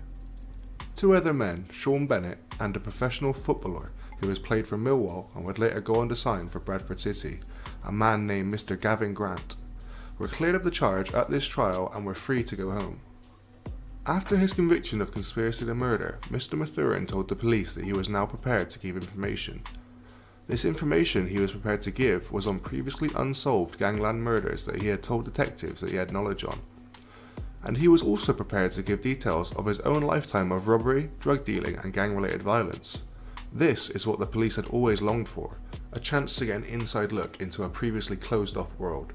It was even hoped by the police that his decision to become a Supergrass might even set an example for others to follow within the community. The example the police wanted to show was that you can cooperate with them and that it's okay for people who are from within the community to give information to the police. But the plan and message it was meant to deliver was to backfire spectacularly. Not only was this a big mistake, it also ended up costing the UK taxpayers an estimated £500,000. However, Mr. Mathurin did not decide to help the authorities put a stop to the violent crime that was being committed in his and many other communities, which was similar to the one he himself had grown up in. What had actually happened was that he had now himself become a victim of what he called the dog-eat-dog world in which he lived, and now facing the reality of having to do a very considerable custodial sentence himself, he realised he had to find a way to get his sentence reduced, and more importantly, avoid leaving prison as a middle-aged man, which would mean coming home to a completely different world. It was now that Mr. Mathurin realised that to do this he would have to be prepared to betray his former friends and criminal associates. In the past, when such deals have been negotiated with UK criminals, the vast majority of previous Supergrasses have not been implicated in murder cases before being given a deal. The deals that were normally hammered out by the Home Office and the high-ranking members of police were usually done so after a criminal had been arrested by police. However, the majority of the time, this was done before they were put on trial. As well as becoming the first Supergrass that Trident has ever had, Mr. Mathurin is also believed to be the first person to get such a deal given by a Home Office after being found guilty of murder. The approval for this unusual move was given by the then Director of Public Prosecutions, Mr. Ken MacDonald. The police had originally wanted this move to be seen by the public as the government's committed determination into making inroads into tackling the escalating problem of fatal shootings that were taking place. But the deal that was made has since turned sour, much to the embarrassment of police and prosecutors. He was a complete disaster in front of juries, admitted one Trident officer to a local news source. It is now understood after documents were released under the Freedom of Information Act that around £250,000 of UK taxpayers' money was spent on holding Mr. Mathurin securely with his family while he went through the debriefing process. It was also reported that same amount, or maybe even more, will also have to be spent after his release from the debriefing process on relocating him and his family to a new secure location with a new identity to live under. But the question still remains today, has Mr. Mathurin effectively managed to manipulate the authorities for his own benefit? It was, however, in all actuality reported that Mr. Mathurin had in fact turned out to be precious little help at all in jailing the other criminals involved. But it was said, however, that he very well might have in fact indirectly contributed to other dangerous and convicted murderers being released from the UK prison system. However, what he did manage to do is get his sentence of a minimum of 16 years reduced to only 8 years, which now meant that he would be out and back on the streets with his family with a brand new identity after only serving just 4 years. There has, however, been a lot of controversy surrounding the use of the term supergrasses, and there has been for many years. Scotland Yard's use of the term resident informers was used when it was at its peak in the late 70s. It was reported that a string of major criminals had took the deal that was given to them, and took this deal by accepting reduced prison sentences of 5 years for serious crimes they had committed. But in return for being given such lenient sentences, they were expected to give full confessions to all their crimes, and in the process of doing so, name all of the associates involved in the crimes that they had committed. But the informant system had started to fall into disrepute and was put under extra security in the early 80s when it became clear that both sides, the police and the informants, were both manipulating the process for their own personal agendas. It started to become clear that criminals would get their 5-year deal, but then at a later date refused to give any evidence, or when they did get put in a situation where they had to give evidence and were needed to enter the witness box, they would make deliberate mistakes, and in doing so, allowed defendants to be found not guilty of crimes that would otherwise have been found guilty of if it had not been for the misleading testimonies given by the criminals. The police were also accused of using the term supergrass to their own advantage.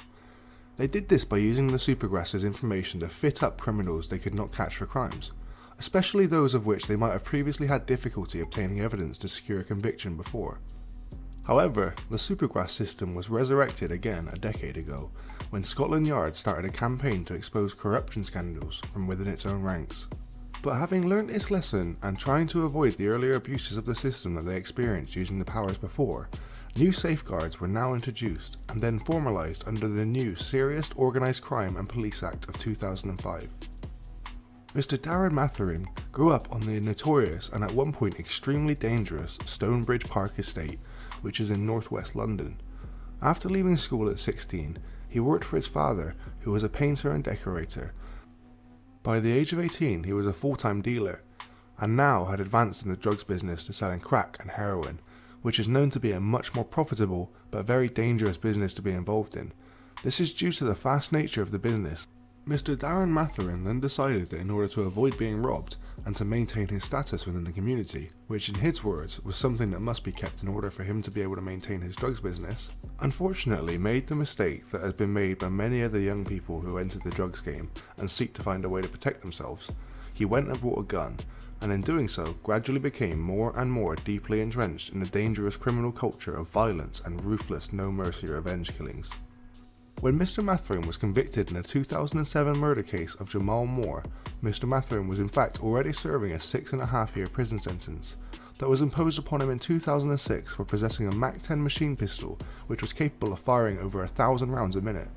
It was reported that Mr. Mathin had in fact owned or had in his possession at any one time at least 3 other guns. This over the years he was an active criminal: a sawn-off shotgun, a small .22 caliber automatic pistol, which he said fitted nicely in his pocket, and an old .32 cowboy gun. At his debriefing with detectives in Trident Squad, he described to officers robbing other drug dealers and also told detectives how he was confident that his victims would not call the police because he knew that if they did, they would have no choice but to reveal their own criminality. Using the same reasoning, Mr. Mathin had also explained how he ripped off other drug dealers by buying drugs from them with counterfeit money. He had confessed to many other offences, including a shooting in which a rival gang member was hit whilst he was sitting in a car. Mr. Mathin had himself been arrested for the offence at a previous date.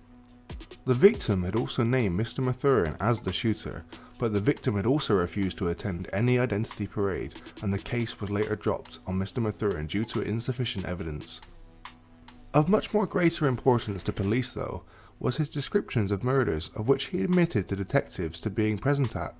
But when Mr. Mathin was finally called upon to appear as a prosecution witness, he caused quite a commotion. Instead of telling the whole story to his debriefers, it turned out he had not only withheld key information, he had also lied in the version of the story that he had given to the detectives.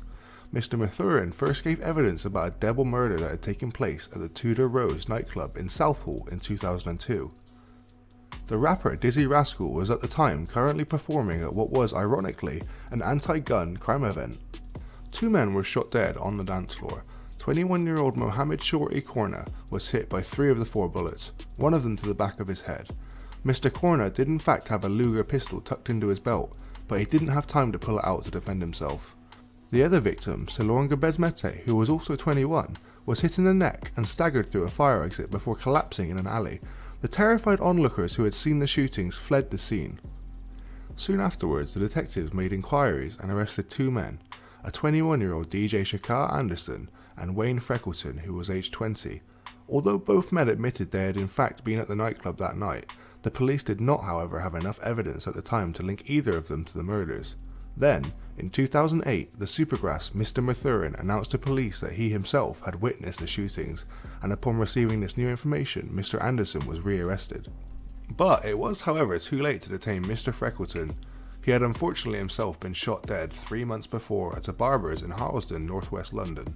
Mr. Mathurin appeared very relaxed at Mr. Anderson's trial, telling the jury he had seen the defendant and Mr. Freckleton heading across the dance floor towards their intended target, Mr. Corna. As he was hit by gunfire, Mr. Corna fell. His body was still twitching with the impact of the bullets that had hit him.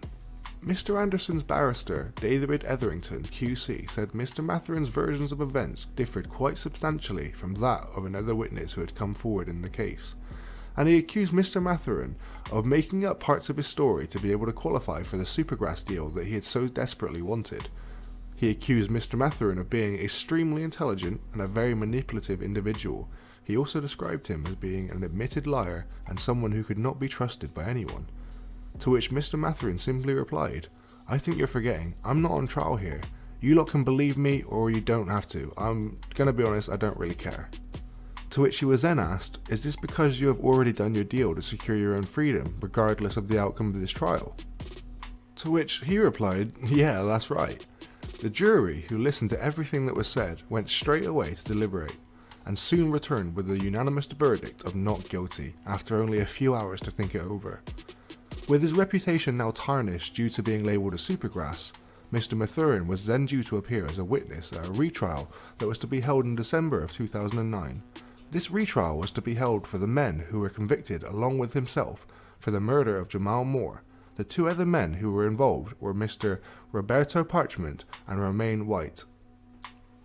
The new hearing had now been ordered by the police and the Crown Prosecution Service, mainly parts of Mr. Mathurin's new and very consistent testimony that he was now prepared to give to the police in exchange for getting a deal in which he could start a new life under a new identity with his family.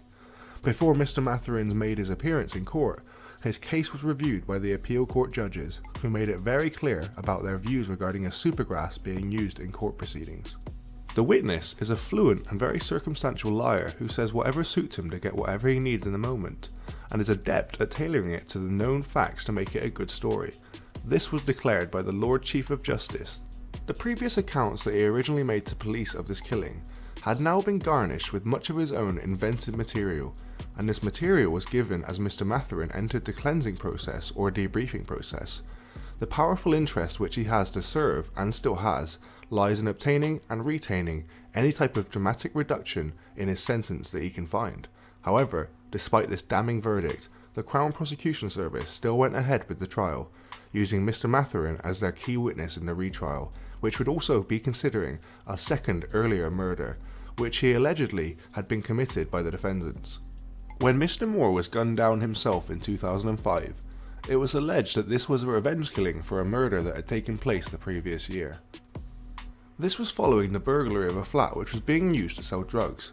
It was reported during the burglary 3 women who were previously friends of the gang member Mr. Damian Williams were also at the flat during the burglary. To find where the drugs and money was being kept, they were terrorised by the burglar, and it was said in a courtroom around £20,000 worth of drug money was stolen during the process. The suspicion for who he had committed the crime had fell upon the head of rival gang member Mr. Leon Labastide. The day after the burglary had taken place, and as Mr. Labastide had stood on the street talking on his mobile phone, 2 men approached him and shot him dead. Mr. Williams, along with his friend Gavin Grant, who had been cleared in 2007 of the Jamal Moore murder, were accused of the killing, which took place along with a third man, Gareth Downey. However, this time in court, Mr. Mathurin appeared very nervous in comparison to his last appearance. He was looking pale, tired, and he had frequently chewed on his lower lip. He said after learning of the shooting of Mr. Labastide by word of mouth in the local community, he went to Mr. Williams at his house to see if he had known anything about what had happened. He said when he went inside and saw Mr. Grant coming out of the bathroom, he noticed that he had been washing gunpowder off of himself and that water was dripping off his head when he finally appeared. He saw me and the first thing he said was, "Is he dead?" I said, "I think so, he's on the floor." Mr. Mathin then came under a sustained attack from the defence barristers who were both QCs. As when asked questions about the Double Murder nightclub trial, he again admitted having lied on oath, agreeing he would do anything to save his own skin, and this included letting any innocent people take the blame if that's what it took. He insisted he had in fact been telling the truth since turning into a Supergrass, but he could not have presented his intentions to the jury any better when he said with a smile on his face that his drastically reduced sentence meant he would hopefully be out of prison in time to watch the Olympics. Only 3 of the 5 defendants had actually gone into the witness box to give evidence. Mr. Grant and Mr. Downey admitted being at Mr. Williams' home, but had also said they had not left the house to shoot Mr. Labastide, and they also proclaimed they had not been there in the immediate aftermath of the murder either, which was now the version of events now being claimed by Mr. Mathin. In his closing speech, even the prosecuting QC, Stephen Batten, described Mr. Mathin as odious and as someone who had found it very easy before to lie, but what he did say was that it was believed that Mr. Mathin was now telling the truth, and that even without his testimony there was still enough compelling evidence to find the men responsible of guilt. But he was wrong, and the jury however did not agree, although they did once again find Mr. Roberto Parchment guilty of Jamal Moore's murder, and this was probably because of the dying victim's final words and his girlfriend's evidence in court rather than Mr. Mathurin's testimony that he made. Mr. Parchment was sent back to prison to resume his 28-year sentence, but his co-defendant, Romaine White, who had also been given a 27-year term, was now found not guilty. It is open to speculation whether Mr. White would still be behind bars if Mr. Mathin had kept quiet about the information he said he knew about that fatal night.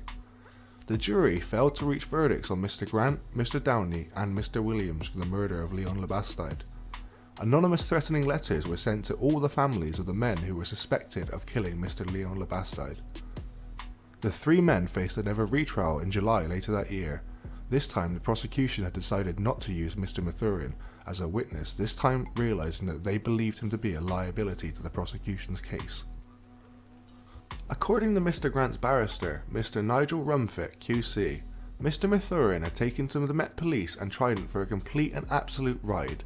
In his opinion, Mr. Mathin had essentially had them over and made them look extremely foolish in the eyes of the public and the criminal justice system. All 3 defendants were found guilty of the crime. Mobile phone evidence helped tie Mr. Grant to the murder scene, and he and Mr. Downey were sentenced to life imprisonment with a minimum of 25 years behind bars, while Mr. Williams had received the same sentence for conspiracy to murder. Mr. Rumfitt's criticism of the Met and the task force it had created, Trident, has however been rejected by Detective Inspector Steve Horsley, who was the lead detective in charge of Mr. Mathurin's cases. Despite what has been reported in the media, he gave us very good intelligence, and this was without him telling us what he knew in the incident which took place in Tudor Rose nightclub, or any information that he had on the murders of Mr. Moore and Mr. Labastide. We would not have reopened those investigations and put those 3 dangerous men behind bars, if not for Mr. Mathurin's newfound willingness to now cooperate with the police. Opinions of using Mr. Mathin in the same way the police did of those who were and still are in the legal profession is not, however, so positive. Paul Mendel, who was the chairman of the Criminal Bar Association at the time, says the use of supergrasses is deeply flawed in criminal cases and that they should come with a health warning before being used. Another leading QC, Michael Mansfield, also agreed with Mr. Mendel. He said that there is a serious risk to the truth of being told because most of these people are not speakers of truth, and in my own personal opinion they should not be allowed at any time to be brought through the doors of the courts. Although it is known that Scotland Yard and other police forces are still currently using supergrasses in and around other cases around the country, Operation Trident stated there is no plans to currently use supergrasses anymore. Trident's head detective superintendent Gary Richardson concedes that in his experience the majority of juries in court do not like supergrasses. But even after making such a big mess with Trident's use of supergrass, he still won't admit that Mr. Mathurin was at least a very expensive mistake, and all at the expense of the British taxpayer. He says each case where deals could or may be offered will be looked at upon its own merits, and he stresses the deterrent value of the Supergrass system, especially in a community where gun crime is a common occurrence. The detective also stated that if you are a criminal and you think that someone with you could potentially give evidence against you, then it's been proven that you're going to be less likely inclined to commit the crime. That's always been one of our hopes and the outcome of this operation. The case of Darren Mathin and the implications of him becoming a Supergrass, and what it did for the police and the Supergrasses who abused the system, will never be forgotten in the UK criminal underworld. Thank you all for watching, and until next time, stay safe. Hello everyone, welcome to the Street Crime UK YouTube channel. Thank you for joining us. Please don't forget to like, share and subscribe for more content. Today we take a look at one of the most infamous UK criminals to ever exist in the UK criminal underworld. From his early years as a gangster in London to his later career in writing, charity work and acting, along with all the controversies.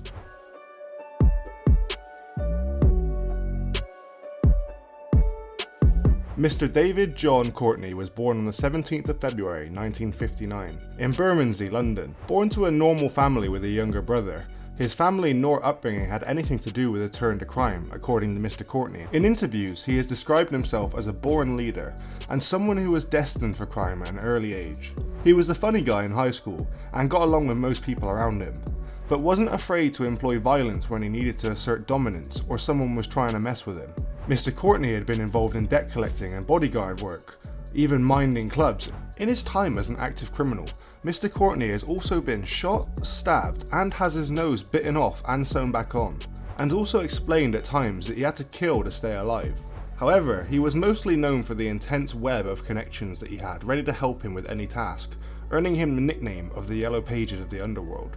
He was propelled into the public eye and stardom when he organised security at Ronnie Cray's funeral. Arranging the funeral as well as he did made him the enemy of the police and painted a target on his back. A man who was able to organise the most serious organised criminals up and down the UK wasn't something the police were just going to bat an eye at. Newspapers painted him as the heir to the throne and used him as a visual for the face of organised crime in the UK. Overwhelmed, Mr. Courtney attempted to back off and stop the titles from being thrown at him, which is when he wrote his first book, Stop the Ride I Want to Get Off. And without meaning for the situation, he did begin to become more organised in his methods. Instead of bursting into people's apartments to demand money, he had to be quieter and sneakier about it. The police had painted a target on his back and warned anyone that worked with Mr. Courtney that they needed to watch out. Soon after, he was the star of a 3-part observational documentary called Dave Courtney's Underworld, which followed him during a police corruption case. He was eventually found not guilty of the crime, and the documentary shows him celebrating with his friends and family. Mr. Courtney has had an illustrious career outside of crime. With his acting to writing, his acting career consists mostly of television documentaries and his appearances as himself, and he has directed a movie called Hell to Pay, which he also starred in. He had a role in the 1990 movie The Krays. It has also been claimed that Mr. Courtney may have been the inspiration of Vinnie Jones's character in Lock, Stock and Two Smoking Barrels. Mr. Courtney is the author of 6 books, all of them very interesting and entertaining to read, with 4 of them reaching #1 bestsellers. Stop the Ride I Want to Get Off in 1999, Raving Lunacy in 2000, Dodgy Dave's Little Black Book in 2001, The Ride's Back On in 2003, and Fuck the Ride 2005, and Heroes and Villains in 2006. Interestingly enough, the books amassed major success with little to no marketing on the parts of the publishers. Due to certain laws, it could be constructed as glamorizing crime to display posters everywhere of the book, which is prohibited. The cover depicts him smoking a cigar, which is also limited in its advertising in the States. In 2002, while he was driving, Mr. Courtney was forced off the road in a suspected gang hit. His car was forced off the road by another vehicle and went somersaulting over the highway at 70 miles an hour. He was left for dead with a broken pelvis, a punctured lung, 4 broken ribs and a broken foot, with bruised kidneys. Mr. Courtney was pulled over by police on October 29, 2007. Because the red BMW that he was in had the illegal vanity license plate reading Bad Boy 1. Officers searched his car and found a singular live bullet in his pocket, along with a number of other prop weapons.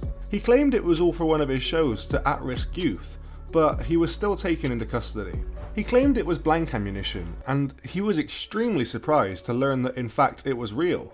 However, he was able to talk himself out of a jail sentence by showing the judge how he had reformed as a criminal, and now worked on convincing young men who are on dangerous paths that the crime doesn't pay, and had a slew of charities writing in as character witnesses.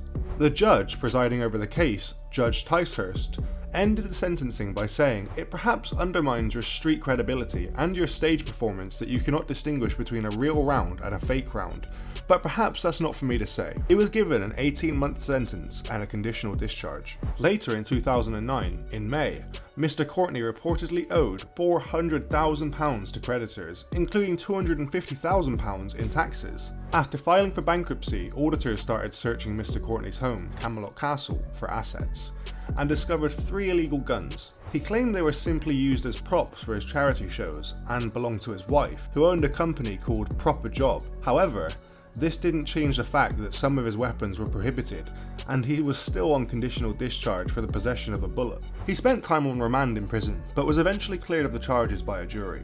The gun that had been prohibited, a Brocock air cartridge pistol, had been legal just a few years earlier when Mr. Courtney claimed to have come into possession of it, but was banned due to the ease in which it could be modified into a cartridge-firing weapon. On October the 30th, 2011, Dave Courtney pled guilty to attacking his wife, Jenny, in their home. He served his sentence for his attack in Belmarsh Prison.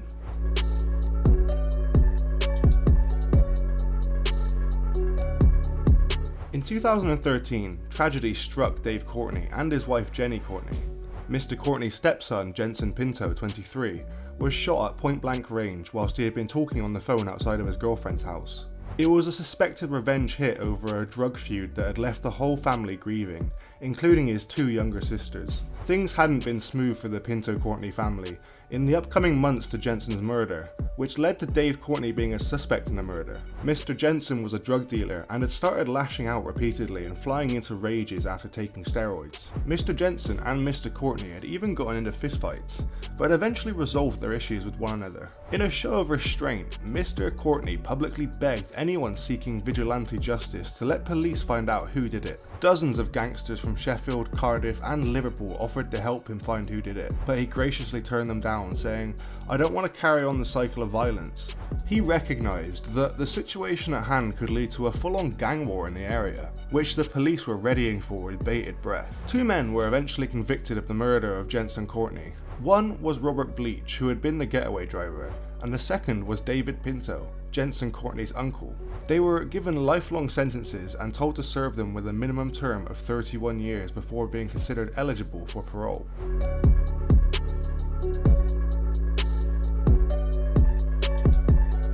There are some inconsistencies. Numerous questions and concerns have been raised over the years with regard to the authenticity of Mr. Courtney's life story. One of the largest inconsistencies lied with the relationship with the Crays. Courtney claimed to have worked with them in their heyday, but if that were true, he would have been working with them as a 9-year-old or younger. Frankie Fraser, and a former member of the Richardson Gang, had also accused Courtney of embellishing and fabricating his illustrious criminal career and position in the underworld. But Mr. Courtney is resoundingly denied overstating his past, and Mr. Courtney explains that what really happened was that Frankie Fraser had held a huge grudge over his wife running off with one of Mr. Courtney's employees, which is what their disagreement had actually stemmed from. Mr. Courtney turned the tables in an interview and claimed that it was Mr. Fraser who in fact was lying about his career and the 40 or more hits that he claims to have carried out. He also argues that he shouldn't have had to look up to Mr. Fraser for spending 47 years in prison because it means he was clumsy. You only have to read one of Mr. Courtney's books or watch his films or interviews to understand that Mr. Courtney is a man with extremely valuable knowledge and, given the right platform, could change the life of many of the troubled youth who might be heading down the wrong path and give them a push in life in the right direction in the UK today. Regardless of personal opinions on Mr. Courtney and his stories from the past, it doesn't change the fact that he's built a successful career and helped change lives. He now works with various charities promoting staying on the right side of the law and using the catchphrase "crime doesn't pay." He claims that by sharing his stories he's not attempting to make the world of crime sound appealing. He says, "I'm not trying to glamorize crime, I'm trying to glamorize Dave." Truly, this man is deserving of the OBEs he's given himself, which stands for one big ego. Thanks for joining us today. If you enjoyed the video, don't forget to give it a like and a share, and leave any thoughts or suggestions you have in the comments section. We love to read through them all. And if you're new but enjoy UK true crime content, then subscribe to see when our newest video releases. And as always, stay safe. Hello and welcome to the Street Crime UK YouTube channel. Please don't forget to like, share and subscribe. Today we look at one of the most dangerous drug lords to ever exist in the UK criminal underworld. David McMillan was born on the 9th of April 1956 and is a British/Australian drug smuggler who is best known for being the only Westerner on record as having successfully escaped the infamous high security Bangkok's Klong Prem prison. Mr. McMillan's exploits were detailed in several books, such as Unforgiving Destiny and Escape the Past, and in the 2011 Australian telemovie Underbelly Flies: The Man Who Got Away. Mr. McMillan even quotes at one stage, going on to say, "Imagine losing everything you care about: home, family, freedom, every object that built your life," wrote Mr. McMillan. Then, locked in some of the world's worst prisons, even if you survive, there are little deaths feeding on your guts, and when that happens 5 times over 30 years, those little deaths drain your soul. In the book Unforgiving Destiny, the relentless pursuit of a black marketeer reveals the ultimate cost of survival in the darkest of dark worlds.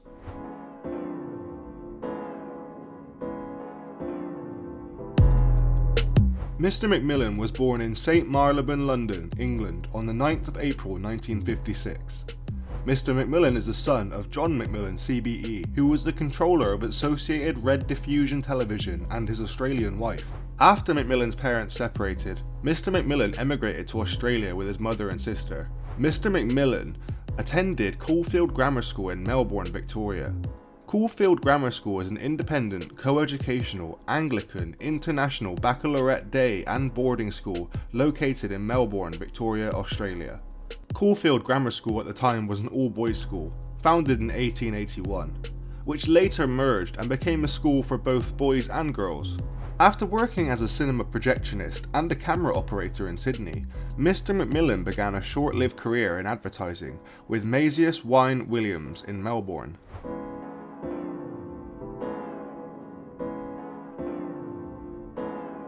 A part-time job at a city cinema introduced Mr. McMillan to the fringes of the criminal underworld, a group of safecrackers who had turned to narcotics when police surveillance curtailed their traditional profession. Connections with the free marijuana hippie lobbyists brought these two worlds together, and a tempting opportunity for Mr. McMillan, who was himself well-travelled. At the time, Mr. McMillan was a distributor of a monthly magazine, The Australasian Weed, a drug reform periodical, and advocated the complete lifting of the prohibition against drugs for recreational use. Mr. McMillan then began a career as a drug smuggler, during which Mr. McMillan had developed the bag duplication system at Sydney's Kingsford Smith Airport in the late 1970s, where Mr. McMillan smuggled hashish in from India. In 1979, Mr. McMillan fell out with the disgraced peer, Lord Tony Monaghan, after the exiled lord attempted to trap Mr. McMillan in a gambling sting operation, using the large-scale bets of the Chinese-run cockfights in Manila. Lord Monaghan had hoped to employ Mr. McMillan's technical expertise to detonate an explosive capsule in the necks of fighting cocks, and so determine the winners in advance. Lord Monaghan planned to swindle Mr. McMillan out of the betting stake after a test game had been completed. Mr. McMillan was alerted to the scam by his Chinese filmmaking friends and left the Philippines after cautioning Mr. Monaghan for attempting to fix the cockfights. Mr. McMillan would later move on to hoodwink smuggler Howard Marks in the 1980s, resulting in Mr. Marks' conviction and imprisonment in America. Imprudent spending attracted the attention of federal police when a Clarnet Coachworks car was imported from California bearing papers that had greatly undervalued the vehicle. This slip-up led to a major investigation which eventually revealed houses, businesses and properties along the eastern coast of Australia, brought with cash and valued in the millions of dollars. These assets later became the subject of Australia's first important confiscation of drug-earned assets. At the peak of Mr. McMillan's career in the 1980s, Mr. McMillan was a multi-millionaire and maintained homes, offices and apartments all over the world. After 3 years, Mr. McMillan and business partner Michael Sullivan were arrested following Operation Aries, a Victoria Federal Police Task Force operation reported to have cost over $2 million of Australian dollars. Mr. McMillan and Mr. Sullivan, along with their partners, Clelia Vigano and Mary Castillo, were arrested on the 5th of January 1982 for conspiracy to import heroin. The four had several false passports between them, and stood trial with S. Chowdhury and Brendan Healy on 12 counts of conspiring to import drugs between 1979 and 1981. Mr. Healy was acquitted on all charges, and 9 others accused of the conspiracy accepted indemnity against prosecution in exchange for testifying against their co-conspirators. Mr. McMillan stood accused of travelling under 30 false passports and keeping station houses in London, Brussels and Bangkok. The trial heard charges for an attempt to escape Melbourne's high-security Pentbridge prison by helicopter using former SAS personnel in a scheme engineered by a vengeful Lord Monaghan. The prosecution opposed bail from Miss Castillo, who had a 4-month-old baby with Mr. Sullivan, because she had access to funds, and it was thought Miss Castillo could flee to the wealthy parents in her native Colombia. The police surgeon reported that all 4 defendants were habitual heroin users. Clelia Vigano and Mary Castillo were 2 of 3 women who died at a fire at HM Prison Fairley on the evening of Saturday 6th of February 1982. After Miss Castillo's death, Miss Castillo's baby went into the custody of Mr. Sullivan's mother. The consequent 6-month trial produced 116 witnesses and a hung jury that finally returned a verdict after 7 days of sequestration. Despite being acquitted of 11 of the 12 counts, Mr. McMillan was found guilty of the remaining count and was sentenced to 17 years before being released in 1993 on parole. During the trial, agents from the United States Drug Enforcement Administration testified against the Thai national Mr. Chowdhury, who they believe had links to the Golden Triangle's 3rd biggest heroin exporter, and the kidnapping and murder of an agent's wife in Chiang Mai. Mr. McMillan denied any connection with Mr. Chowdhury and was acquitted of the relevant charge. However, the American involvement led to a lifelong antipathy between the DEA and Mr. McMillan.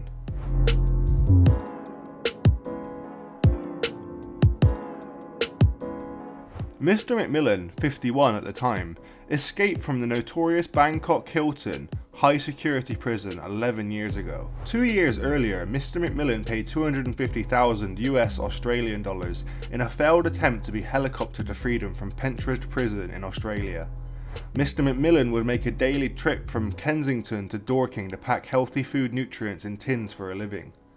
The Evening Standard tracked down Mr. McMillan, who was still wanted in Thailand for heroin trafficking and in Australia for breaching parole. Mr. McMillan is safe in his humdrum lifestyle because the government refuses to extradite anyone to a country that carries out the death penalty, and dodging parole is not an extraditable offence. Now, in the style of Howard Marks, the international drug dealer who became a best-selling author, Mr. McMillan is touting a book about his 30 years moving heroin from Southeast Asia, Pakistan and Afghanistan to Europe and Australia, and Mr. McMillan's prison escapades. The book, entitled Escape, is selling well in Asia and was later published in Britain. In the 80s, Bayswater-born Mr. McMillan, son of one of the first controllers of ITV, was a multi-millionaire with homes in Mayfair, Melbourne, Bangkok, Hong Kong and Brussels. Mr. McMillan remembers, "I was a stubborn little bastard and I wanted my own way in all things, and a life of adventure.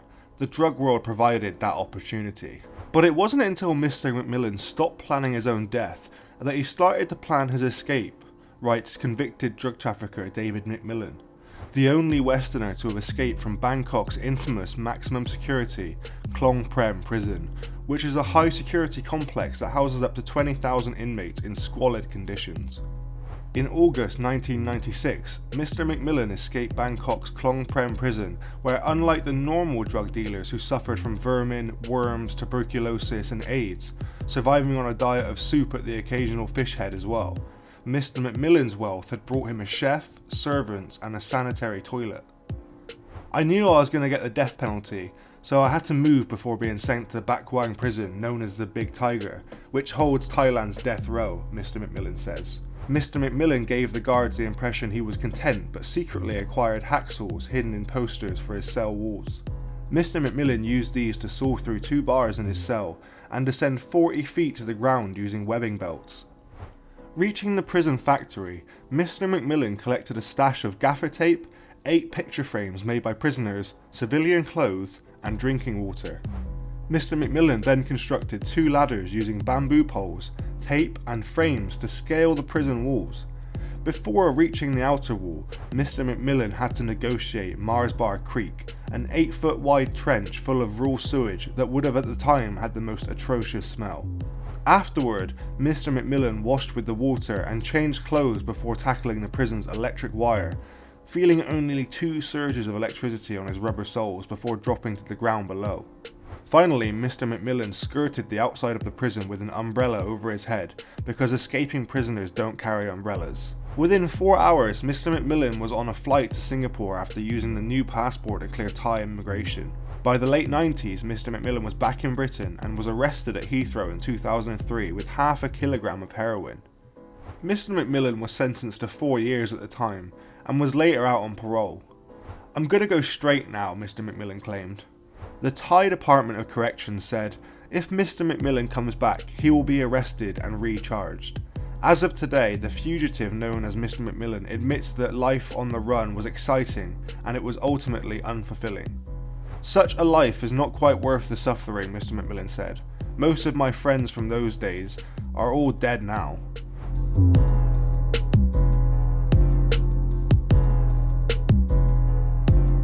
Mr. McMillan travelled to Balochistan, Pakistan, where Mr. McMillan lived under protection of Mir Noor Jahan Magzi of the Magzi clan. Mr. McMillan then began exporting a significant amount of illegal Class A drugs to Scandinavia. Mr. McMillan was later arrested in Lahore, Pakistan, as a result of the confession of a captured courier Mr. McMillan was an associate of. Mr. McMillan was flown to Karachi, Pakistan, and held in Karachi Central Jail until sentencing. This jail maintained a class system for prisoners, through which Mr. McMillan kept servants and private rooms due to the way Mr. McMillan was able to bribe or pay for luxuries other prisoners did not have access to. Due to a financial dispute with the prison superintendent concerning Mr. McMillan's illegal mobile phone, Mr. McMillan was transferred at night to the Hyderabad jail, where Mr. McMillan was kept in the dungeons until being rescued by Lord Magzi. Not wishing to add to the existing Interpol warrants, Mr. McMillan returned to Karachi to stand trial, where Mr. McMillan was acquitted by a customs court judge who found that there was no evidence that Mr. McMillan had sponsored the courier, and the government of Thailand had not made representations for extradition.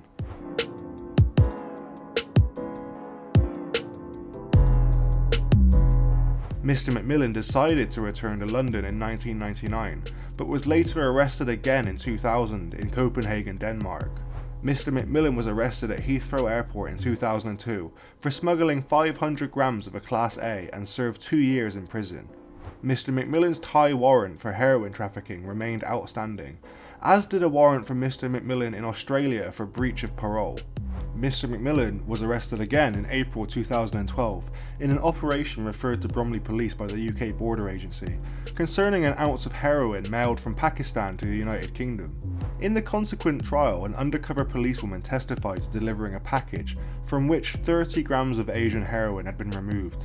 Mr. McMillan had not opened the parcel addressed to a previous resident and denied any knowledge of the unidentified sender. After a 6-day trial, Mr. McMillan was sentenced at the Croydon Crown Court to 6 years imprisonment for the evasion of the prohibition on importing Class A drugs. Mr. McMillan was later released in 2014. In November 2014, Thailand formally began extradition proceedings against Mr. McMillan in London to have him extradited back to Thailand to serve outstanding warrants against Mr. McMillan. Mr. McMillan was arrested at the request of the Thai government and held at HMP Wandsworth Prison in London. A long-running challenge began at Westminster Magistrates Court headed by defence barrister Tim Quen, QC. Evidence was presented detailing human rights abuses under the rule of the Thai generals who had staged a coup in May of that year, as well as expert evidence on Thai prison conditions. However, Judge Arbuthnot ruled against Mr. McMillan, as did the UK Home Secretary. 2 weeks before Mr. McMillan was sent back to Bangkok, the Thai authorities withdrew their request, stating technical reasons, and Mr. McMillan was released in September 2016.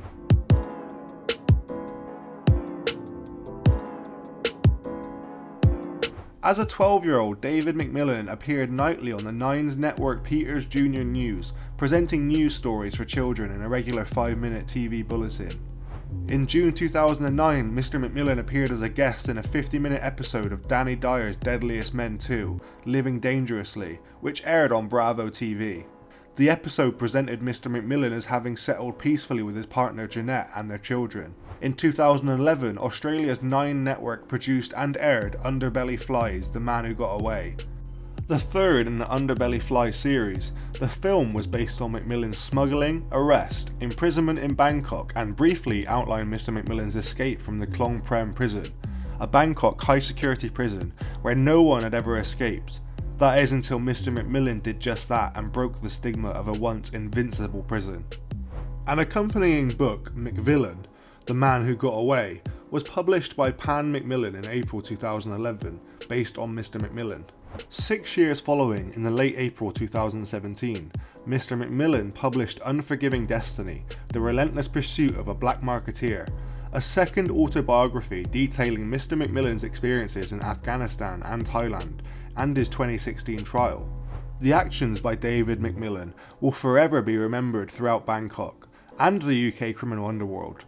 And if you enjoyed learning about Mr. McMillan's story, and what he went through as an infamous drug smuggler, prison escapee, and author, be sure to stay tuned for more. Please let us know what you think about David McMillan and his story in the comments below. Thanks for joining us today. If you enjoyed the video, don't forget to give it a like and a share, and leave any thoughts or suggestions you have in the comments section. We love to read through them all. And if you're new but enjoy UK true crime content, then subscribe to see when our newest video releases. And as always, stay safe.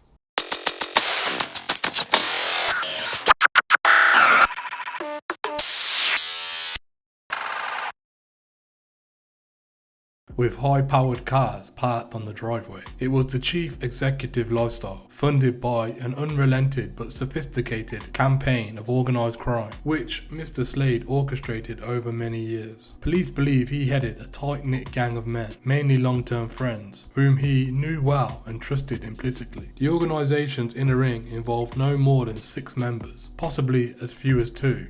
But Mr. Slade is also suspected of overseeing specific criminal divisions thought to be behind armed robberies and drugs offences. It was a network so efficient that Mr. Slade was able to move from Leeds to Spain in the early 2000s and run his operation from there. He was settled there for a couple of years, a police source said, but that didn't prevent him from coming back to Britain to do what he needed to do. Mr. Slade returned to Britain in late 2005 or early 2006 and initially lived in Harrogate, where his children were enrolled in independent schools, charging fees of more than £10,000 a year. He later moved to Leeds and bought a property in Sandmoor Drive, Al Woodley, identified as Yorkshire's most expensive street in 2007, which estimated an average house price at more than £1 million. He indulged in high-performance cars. He owned a Porsche Cayenne, a Bentley Arnage, and a Lincoln Navigator. Among Mr. Slade's subordinates, Michael Baxter drove a Range Rover and 2 Mercedes, and James Hudson owned a Volkswagen Passat and an Audi. But Richard Pearman, who lived in Swarcliffe, Leeds, did not even own a car when he was arrested. Mr. Slade's control of the operation became so regimented that it led to discontent amongst the lower-ranking gang members. Unaware that their conversations were being bugged by police, Mr. Pearman and Mr. Baxter once had a disgruntled discussion about how Mr. Slade were receiving a larger share of the group's ill-gotten gains than they were. Mr. Slade's extravagance drew a veil over a murky past. His convictions for grievous bodily harm as a teenager, and his family connections to some of West Yorkshire's most notorious underworld figures. He is the nephew of Frank Burley, another man known to the police who operates in Leeds, and a cousin of Frank Burley Jr., also known as Frank Gatt. Mr. Burley Jr. died in mysterious circumstances from a single bullet to the head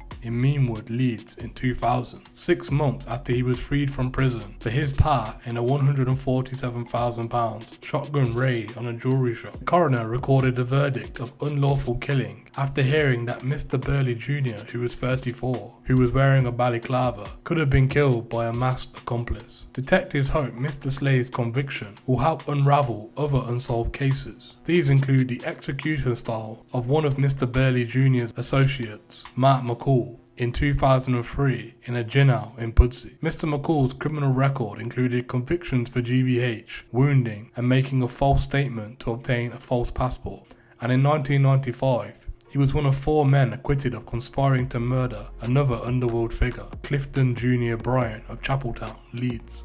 Mr. McCall's murder and Mr. Burley Jr.'s killing were 2 of several shootings within a short period as gang violence escalated in Leeds in the early 2000s. After one of Mr. McCall's friends, David Clark, died in 2005, Mr. Slade was arrested but never charged. Mr. Clark, a 36-year-old father of 3, known to have moved in criminal circles, was shot in the mouth at his brother-in-law's house in Moortown, Leeds. The police inquiry concluded that the death was accidental and the coroner recorded an open verdict, but the circumstances of this and other apparently gang-related shootings remain unclear. There is no doubt that the criminal fraternity will have been following this case because Mr. Slade is regarded as untouchable, a police source said. Now that the police have successfully prosecuted this untouchable, they will be wondering who's next. We never closed the book on undetected crimes. The police finally arrested Dennis Slade after a plot to kill another criminal backfired, bringing officers to the scene. It is now believed that Mr. Slade had been planning for several days for someone to shoot his intended victim before the final incident on March 4th, 2008. But at the time, the gang's sudden interest in the East Park area of Leeds was thought to be in a security depot. Robert Smith QC prosecuting told the jury that police believe his target was probably Ralph Roberts. He also had a criminal record. The jury was told not a reason why Mr. Slade might want him dead, but after the case, an officer said it wasn't really a personal problem, it was more of a financial problem. The gang were unaware that they were already under police surveillance when they went in a couple of cars to the area of Dulwich Crescent, where a car was attacked with a baseball bat. At 7:40 PM, a resident was sitting in his living room when he suddenly heard noises outside. When he went out to investigate, he found the windshield and some side windows of a Vauxhall Vectra had been deliberately smashed and the bodywork damaged. Mr. Smith told the jury that the man was not the intended target, but Mr. Roberts' partner lived nearby on York Road, with the rear of the property on Dulwich Crescent. It is believed that the car was attacked in an attempt to lure him out to investigate what was happening. However, the police, hearing the sound of smashed glass, thought it was gunfire and quickly moved in. Although some of those involved escaped in one car and on a motorbike, taking away a sawn-off shotgun, another car containing Mr. Slade, Richard Pearman and Michael Baxter was found nearby. The gang's operation was planned with care, involving use of not only vehicles but also sophisticated technical equipment capable of trapping the movements of intended victims, said Mr. Smith. Mr. Slade also tried to dispose of a tracking device he had made himself, which he had probably intended to put on the target's car if the plan did not succeed that night. An earlier attempt had already failed when the gun jammed at the critical moment. In the event, no one was injured. One of the cars involved was later found burnt out. Even as a teenager, Dennis Patrick Slade was described by Judge Paul Hoffman as a callous, dangerous and determined young criminal. He was just 18 when a judge first sentenced him after hearing how Mr. Slade had left a woman seriously injured when he tried to stop him from taking her family's car from outside their home in Swillington's, Leeds in 1992. G. Moses suffered 5 separate fractures of the skull and was put on life support machine after she and her husband Ronnie were thrown out of their Nissan sports car as Mr. Slade drove away with the couple on the bonnet. The judge commended the law because it allowed him to only pass a 12-month sentence in the Young Offenders Institution on Mr. Slade because he was only 17 when convicted of the offences. He had already spent 7.5 months in custody on remand, so the sentence at Leeds Crown Court in October 1993 meant his immediate release. The judge told him then, "If I had my way, I'd be sending you away for 7 or 8 years, because that's the sort of sentence you richly deserve." Mr. Slade had admitted causing GBH to Mrs. Moses, 3 charges of taking vehicles without consent, escaping from custody, conspiracy to burgle, handling stolen goods, and using a false instrument to obtain a passport. Following an appearance at Leaf's Youth Court, Mr. Slade was being taken back to jail handcuffed to a policeman when 2 men helped him escape, cutting the cuffs with bolt cutters. He committed further car crimes and burglaries before he was rearrested months later at Newcastle Airport with a fake passport. The judge said, having caused serious harm to Mrs. Moses by his wicked, callous driving, while on the run, he had gone on to commit more serious crimes in the big league. Little did he know how true his words would be. Armed police formed a ring of steel around Dennis Slade for months to prevent him from escaping from a massive security operation thought to have cost millions of pounds. Mr. Slade travelled daily between Wakefield's maximum security prison and Leeds Crown Court in an armoured van surrounded by cars and motorcycles and surveyed from above by a police helicopter. The operation took different routes each day, and motorcycle officers held up traffic to allow it to sweep past, causing disruption and leaving passers-by wondering what was going on. Once Mr. Slade was inside the court's complex, armed police were positioned at the doors of the trial courtroom and elsewhere in the building. Metal detectors were also erected outside the courtroom. The tight security was ordered because Mr. Slade had escaped from custody in 1992 as a teenager. West Yorkshire Police refused to disclose the security costs, but Northumbria Police revealed in 2002 in a 12-week trial heard at Leeds under the similar conditions, it had cost taxpayers millions. A West Yorkshire police spokesman confirmed that Mr. Slade's investigation was right up there alongside the force's largest cases in the last 20 years.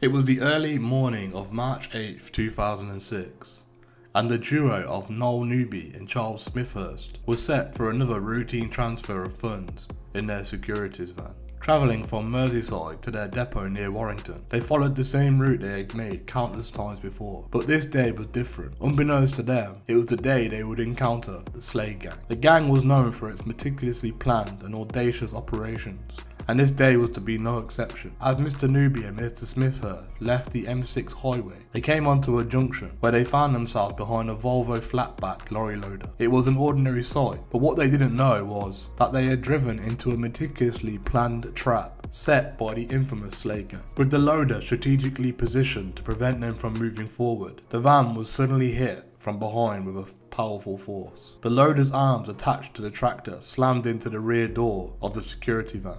A violent intrusion allowed partial access into the secured van, offering the Slade Gang the opportunity they had planned for meticulously. Inside the van was a whopping £1.4 million. With the van compromised and the crew caught off guard, the robbers managed to extract just over £1 million before making their getaway in a stolen car. Their operation was executed with ruthless precision and had netted them a small fortune, setting off one of the most intense manhunts of the year. Witnesses reported seeing the gang transfer bags from the Volvo car into an Audi estate about a mile away from the scene of the crime. Despite their attempts to burn the Volvo and remove evidence, the operation was only partially successful. The Volvo had been stolen 10 months earlier in Leeds and had only done a scant 300 miles in the interim, providing investigators with their first significant lead. Adding to the intrigue, the loader and the tractor used in the raid were also stolen. These vehicles were not randomly chosen. They were stolen to order from Wilberforce near York, specifically for this operation. In a testament to the gang's meticulous planning, the width of the tractor's arms corresponded exactly with the width of the door on the security van. The Slade Gang had made their mark in a dramatic and unforgettable fashion. In the aftermath, they had left behind a shaken crew, a damaged security van, and the beginnings of a trail for investigators to follow. The securities robbery would go down in criminal law as a testament to the audacity and meticulous planning of the Slade Gang, kicking off a manhunt that would span years and cross country lines.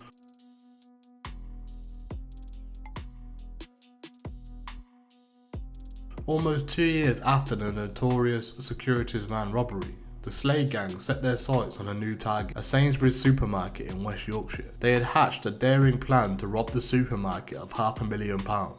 An audacious plot that, if successful, would add a significant amount to their ill-gotten fortune. On the evening of January 29, 2008, Suzanne Pease, an administrative manager of the store located in Colton Retail Park in Leeds, was cleaning paperwork in a security area. The location was strategically chosen. It housed the supermarket safes and a purpose-built room where the money was delivered for staff to refill the ATMs. Suddenly, the silence of the night was shattered by an unexpected sound of drilling. Intrigued and alarmed, Miss Pease went to investigate, only to hear the unsettling sound of footsteps in the roof space above her. Fearful for her safety and realising something was amiss, she immediately alerted the police. The criminals had fled by the time the police arrived, but they had left behind signs of their aborted heist. There was damage to the roof and abandoned equipment, including a set of ladders, hinting to their audacious plan. They intended to gain access to the secure cash room through the roof and the adjacent electrical room, lying in wait to strike when staff were busy reloading the ATMs.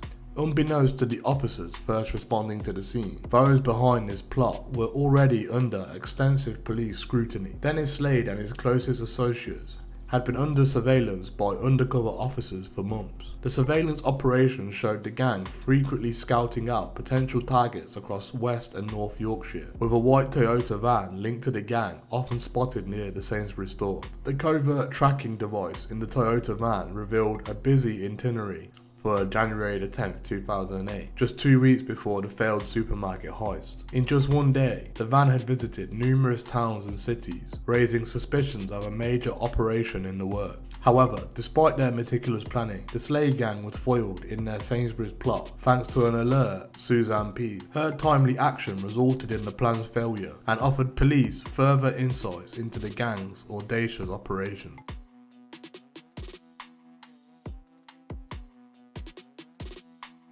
Despite facing setbacks, the Slade gang remained undeterred in their pursuit of ill-gotten gains. Their next target was a seemingly innocuous post office in Leeds. The events that unfolded on December 12, 2007 transformed an ordinary day into a scene straight out of a crime thriller. Beverly Robinson, the assistant branch manager at Crossgate's post office, and 7 other staff members were engrossed in a stock take after closing hours when chaos ensued. Without warning, a massive digger accelerated from the opposite side of the road, its massive telescopic arm breaching the post office wall. If it weren't for her split-second decision to move away from the point of impact, Miss Robinson might have been fatally injured. Instead, she was left shaken, watching in disbelief as rubble replaced the place she had been standing just moments before. Emerging from a cloud of dust were 2 figures, the driver of the digger and his accomplice, both dressed in black. Upon breaching the wall, they issued threats demanding money.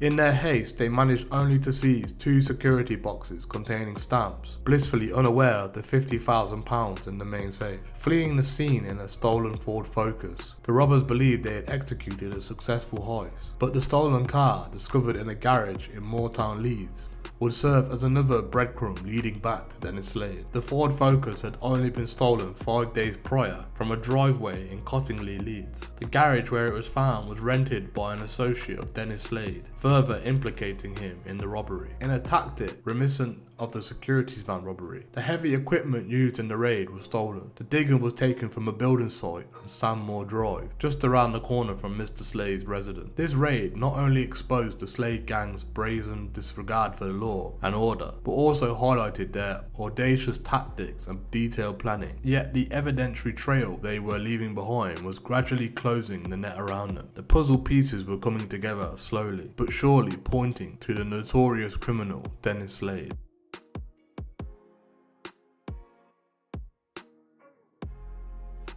Mansour Mahmoud Hussein, fondly known as Manny, was a successful businessman running a property empire worth more than £10 million. His opulent lifestyle and amicable personality were a stark contrast to his ties to one of the most notorious criminals in the UK, Dennis Slade. This connection would soon bring the downfall of his seemingly untouchable empire. Mr. Hussein was more than an acquaintance to Mr. Slade. After Mr. Slade's conspiracy to murder conviction was quashed, he found refuge in Mr. Hussein's multiple luxury properties, living rent-free. Mr. Hussein's association with Mr. Slade was not limited to providing him with accommodations. There were whispers in the underground of numerous joint ventures, hinting at a deeper involvement in Mr. Slade's illicit activities. It was only a matter of time before Mr. Hussein's ties to the Underworld attracted the attention of the police. The very properties he lent to Mr. Slade became the focus of a wide-ranging investigation. All of Mr. Hussein's assets, including his business ventures, were scrutinised, revealing a web of suspicious transactions and dubious sources of income. The investigation unveiled that Mr. Hussein's legitimate business empire was a facade, a front for money laundering and other illegal activities. As the noose of the police tightened around him, the vast wealth and influential connections he had amassed over the years offered little protection. The consequences of his association with Mr. Slade were severe, leading to the collapse of his empire and tarnishing his reputation irreversibly. The chapter of Hussein's downfall serves as a warning to others enticed by the allure of easy wealth through association with the criminal underworld. It echoes the adage that crime does not pay, and those who seek to benefit from it will eventually face their day of reckoning.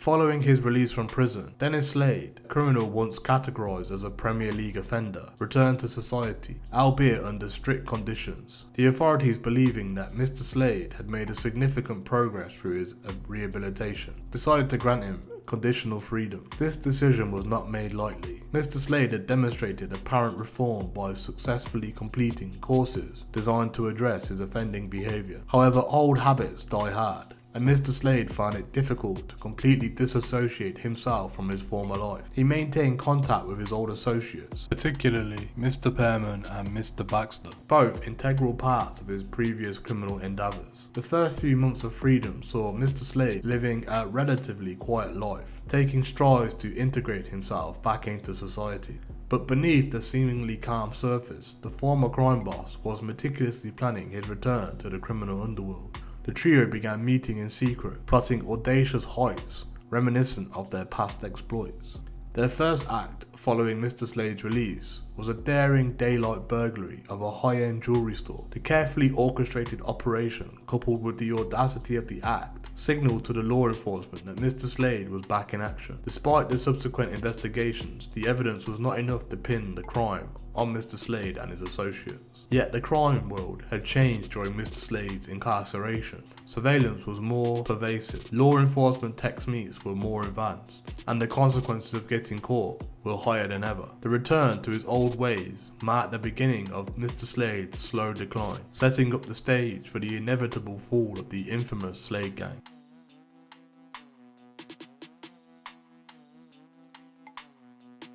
November of the year following Mr. Slade's release brought a blow to the newly reformed Slade Gang. The UK law enforcement seized more than £250,000 from Mr. Slade under the Proceeds of Crime Act. This legislation, introduced in 2002, allowed authorities to recover assets obtained through criminal activity. The Proceeds of Crime Act served as a potent tool for authorities seeking to cripple the financial strengths of criminals like Mr. Slade. Following an intense investigation, law enforcement successfully proved that a significant portion of Mr. Slade's assets were proceeds from his numerous criminal activities. Consequently, the court ordered the confiscation of Mr. Slade's property and assets, effectively stripping him of his wealth. Simultaneously, the authorities turned their attention to Maxine Valentine, Mr. Slade's former partner. Miss Valentine had enjoyed a lavish lifestyle funded by ill-gotten gains of Mr. Slade's criminal endeavours. Despite claiming ignorance about the source of Mr. Slade's wealth, the authorities managed to demonstrate that Miss Valentine had benefited significantly from the proceeds of Mr. Slade's criminal activities. Using the Proceeds of Crime Act, they confiscated her assets as well. This double blow was a significant setback for the Slade Gang. Not only had they lost a considerable amount of their criminal wealth, but it also brought additional unwanted attention from the police. The financial blow, combined with the increased scrutiny from the police, marked a significant turning point in the history of the Slade Gang. They were forced to become even more cautious in their actions, marking the beginning of their decline and eventually leading to their downfall.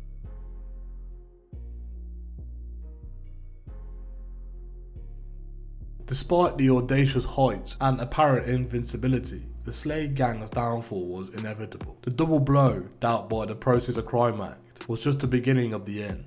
The increasing pressure from police agencies, combined with the crippling financial losses, were beginning to take a toll on the gang. Undercover operations were launched to infiltrate the group, and information about their activities began to leak. The once tight-knit gang started to crumble under the pressure, with trust within the group deteriorating. Members of the gang who were less loyal started to turn against Mr. Slade, providing crucial information to the authorities. In an unprecedented operation involving multiple police forces, the Slade Gang was concerned. Dennis Slade, the charismatic leader of the gang, was captured in a dramatic showdown. His associates, Mr. Foreman and Mr. Baxter, amongst others, were apprehended in a series of coordinated raids across the country. Described as callous, dangerous and ruthless, the infamous trio, Dennis Slade, Richard Foreman and Michael Baxter, finally saw their reign of criminal exploits come to an abrupt end. Their trial, held in August under high security at Leeds Crown Court, was the culmination of a lengthy investigation into their daring crimes, revealing a sordid history of robbery, conspiracy to murder, arson, criminal damage and handling stolen property. Their key crimes were recounted in court, each painting a chilling picture of their audacious tactics and ruthless nature. These included a high-profile robbery of the security vans in Woolston, Warrington in 2006, using a digger to ram raid a post office in Leeds in 2007, and conspiring to rob a cash machine at Sainsbury's supermarket in Leeds. Despite the weight of the evidence against them, the men were steadfast in their denial of the charges. Judge Paul Hoffman, presiding over the case, described Mr. Slade as the instigator and architect of the crime. Mr. Pearman and Mr. Bacter were characterised as his loyal henchmen and followers in crime. Judge Hoffman stated, "You three were an inseparable trio of hardcore criminal gang members. It's plain all three of you are dedicated to serious crime. I conclude all three of you are very callous, dangerous and ruthless men, particularly when you act as a gang." Mr. Slade, the ringleader of the gang, who had lived a life of luxury with his wife and 5 children in an occupant property in Woodley, Leeds, was hit hardest by the judgment. Having 9 convictions for 64 offences, his first being when he was just 14 years old, Mr. Slade was handed a life sentence. He was told he would serve a minimum of 19 years and 206.5 days. His cohorts, Mr. Pearman and Mr. Baxter, also received life sentences with minimum terms of 17 years and 206.5 days. As he was escorted from the courtroom, Mr. Slade, remaining defiant, exclaimed, "It would have been nice to get a fair trial. We'll see what the Court of Appeal says." Alongside the life sentence, Mr. Slade was handed a serious crime prevention order, banning him from using the internet whilst in prison. The 3 men were told they will remain unlicensed for the rest of their lives, effectively meaning they would be monitored and would be recalled to prison if they breached the conditions of their release. Their trial was one of the most sensational in recent history. The public was captivated by the audacity of the gang's crimes and their dramatic capture. The evidence against the gang was overwhelming, resulting in substantial sentences for Mr. Slade and his accomplices. The once feared Slade gang was no more. The fall of the Slade gang served as a stark reminder to the temporary nature of wealth obtained through criminal activities. Their story, whilst filled with audacious acts of seeming invincibility, ended up in imprisonment and loss. It showed that no matter how long it takes, justice does eventually catch up, and thus the reign of the infamous Slade gang came to an end. The streets were safer, and the public could breathe a sigh of relief. Their tale serves as a reminder of the power of law enforcement and the inevitability of justice, no matter how cunning the criminals might be. Hello and welcome to the Street Crime UK YouTube channel. Please don't forget to like, share and subscribe. Today we look at Donald Neilson, aka the Black Panther, who is now an infamous British armed robber and murderer that spans over from 1974 to 1975. Donald Neilson, born Donald Nappy, born on the 1st of August 1936, died on the 18th of December 2011, alias the Black Panther, was a British armed robber, kidnapper and multiple murderer.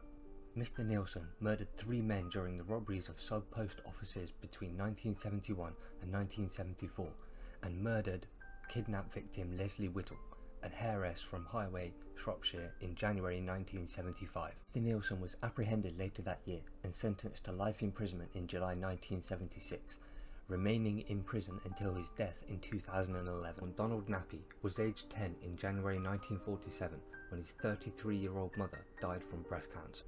Mr. Neilson was said to have an unhappy childhood and was caught shopbreaking in 1948, but due to his age and circumstances was given a police caution or a stern warning, and went on to get married to 20-year-old Irene Tate in April 1955 at the age of 18.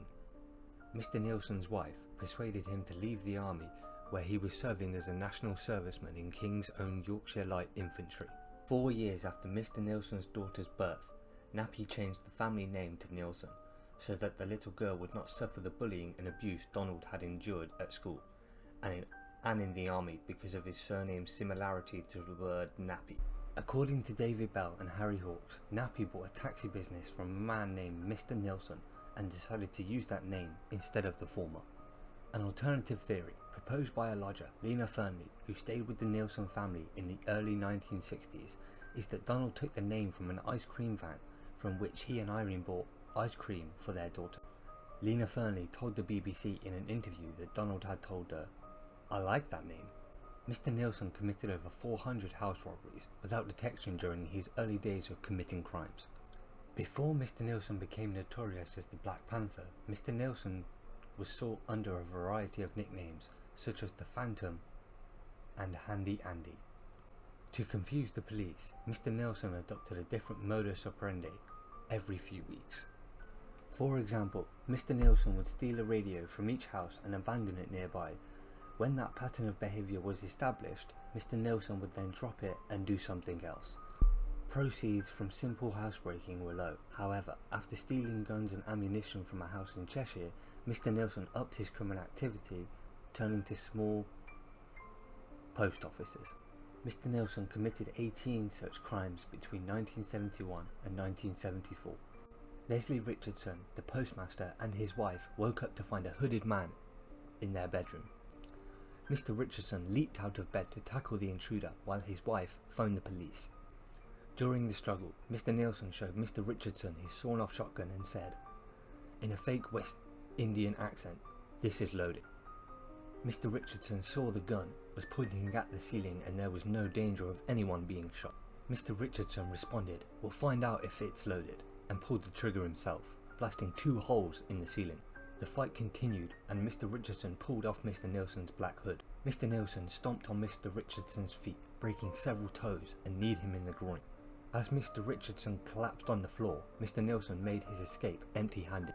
Mr. Richardson gave a police description of his masked intruder, which turned out to be inaccurate in many respects. Several other photo fits of Mr. Neilson were similarly unhelpful to the police, but one, made by sub-postmistress Margaret Grayland, was extremely accurate. Mr. Neilson committed his first 3 murders in 1974. During post office robberies, Mr. Neilson shot dead 2 sub-postmasters and the husband of sub-postmistress, as well as brutally battering sub-postmistress Margaret Grayland. Mr. Neilson killed Donald Skepper in Harrogate in February 1974, Derek Austin of Baxenden in September 1974, and Sidney Grayland in Langley, West Midlands during November 1974. The Baxenden murders resulted in Mr. Neilson being called the Black Panther, as, during an interview with local television reporter, Mr. Astin's wife, Marion, described her husband's killer as so quick he was like a panther. Alluding to the killer's dark clothing, the enterprising reporter ended his piece by asking, "Where is the Black Panther?" and the nickname stuck from then on. Mr. Neilson was linked to the post office shootings after he shot security guard Gerald Smith 6 times while checking a ransom trial. Forensic examination showed the bullets were fired from the same .22 LR pistol used to murder both Mr. Astin and Mr. Grayland. Leslie Whittle, born 1975, later dying on the 14th of January 1975, was a 17-year-old girl. She became Mr. Neilson's youngest victim. Mr. Whittle was the daughter of noted coach transport business owner George Whittle and his mistress. Mr. Whittle had left his entire fortune to his mistress and their children, Ronald and Leslie Jr. After reading about a family dispute over George Whittle's will, Mr. Neilson planned for 3 years to gain some of this fortune for himself. On the 14th of January 1975, Mr. Neilson entered the Whittle family home in Highley, Shropshire, and kidnapped Mrs. Leslie from her bedroom. Mr. Neilson calculated that the family would not miss £50,000 of their fortune, and so a subsequent demand for that sum in a note left at the family home. A series of police bundles and other circumstances resulted in Mr. Whittle's brother, Ronald, being unable to deliver the ransom money to the place at the time demanded by the kidnapper, Mr. Neilson. Leslie Whittle's body was later found on the 7th of March 1975, hanging from a wire at the bottom of the drainage shaft where Mrs. Whittle had tethered her in Blackpool Park at Kids Grove, Staffordshire. The subsequent post-mortem examination showed that Mrs. Whittle had died from vaginal inhibition, not from strangulation. The shock of the fall had caused Mrs. Whittle's heart to stop dead. Some analysts thought it was possible Mr. Neilson pushed Mrs. Whittle off the ledge where Mr. Neilson had kept Mrs. Whittle.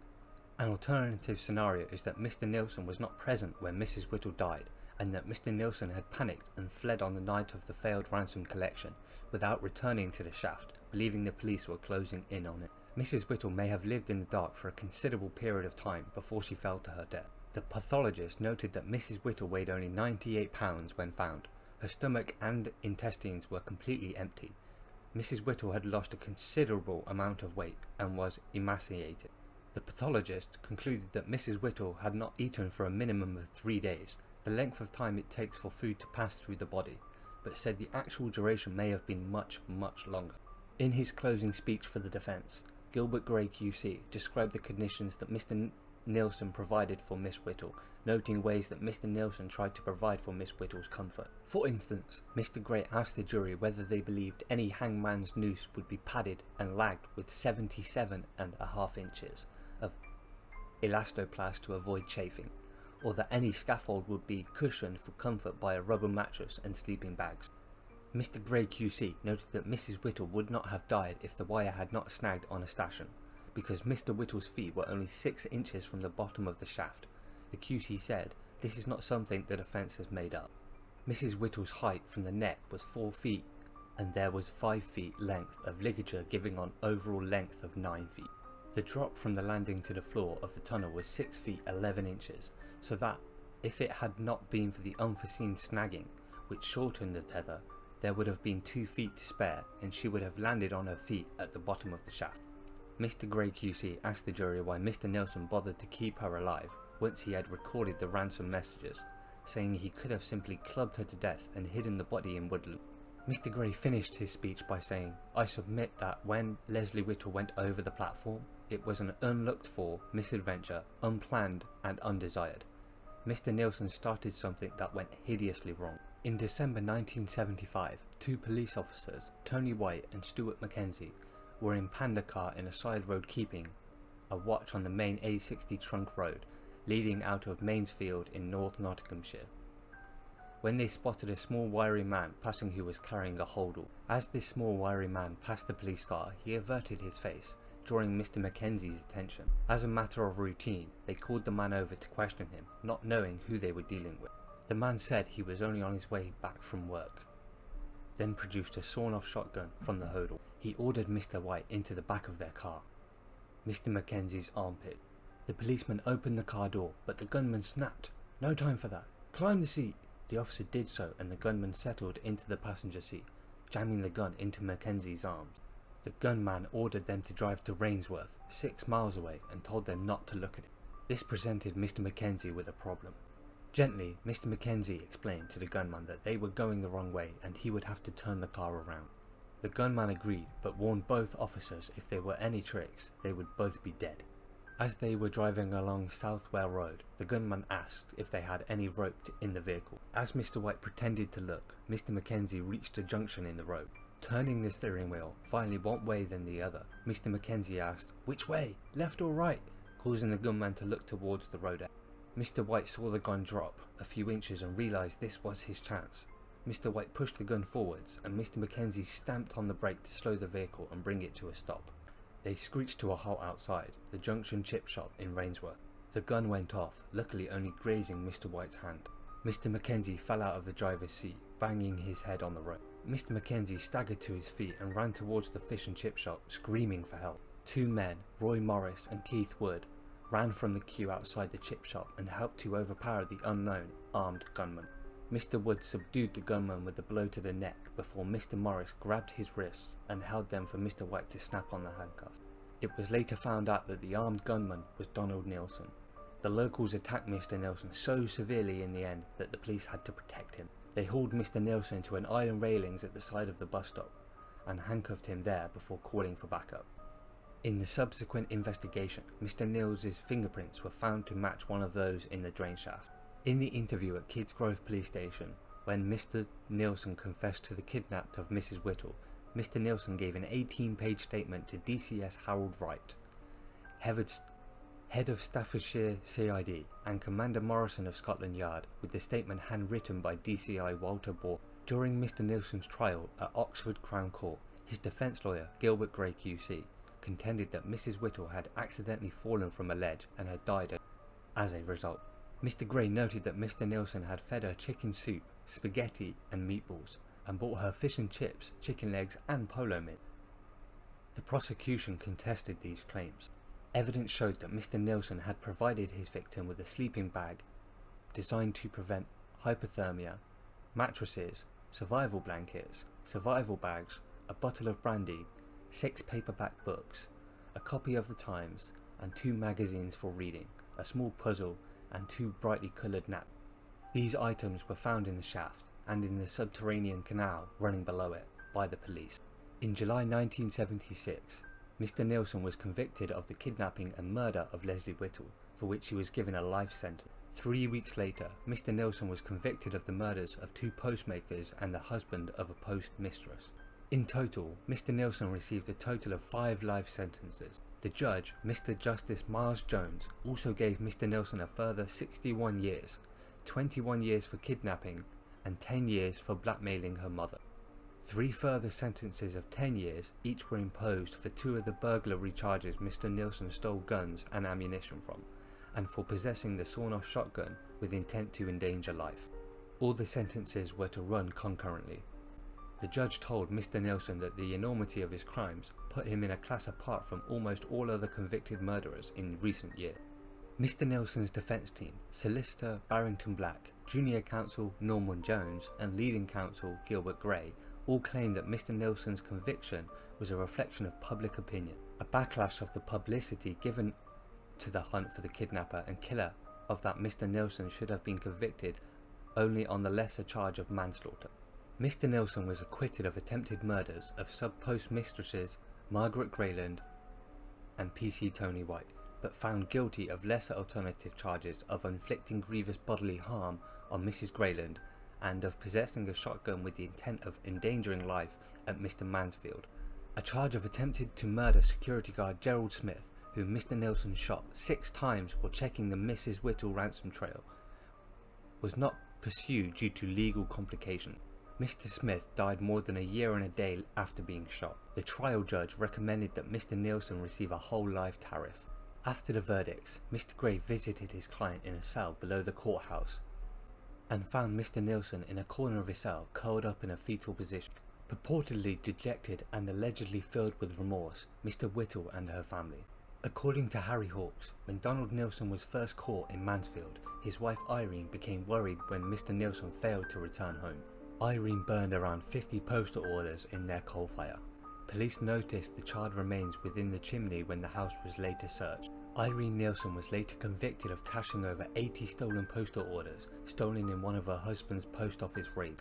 Mr. Neilson claimed to have been forced into cashing these items in various post offices over a large area. Her solicitor, Barrington Black, placed the blame squarely on Donald Neilson's complete domination of his wife, describing Mr. Neilson as a Svengali who had exercised a hypnotic influence. He added he was a quasi-military figure who barked orders at his wife and daughter, and woe betide anyone who betrayed him, who disobeyed him. The solicitor said he felt this portrayal was confirmed by Donald Neilson when he had visited him in his top security cell. It seemed a formality that Irene, then aged 42 with no previous convictions, would be placed on probation.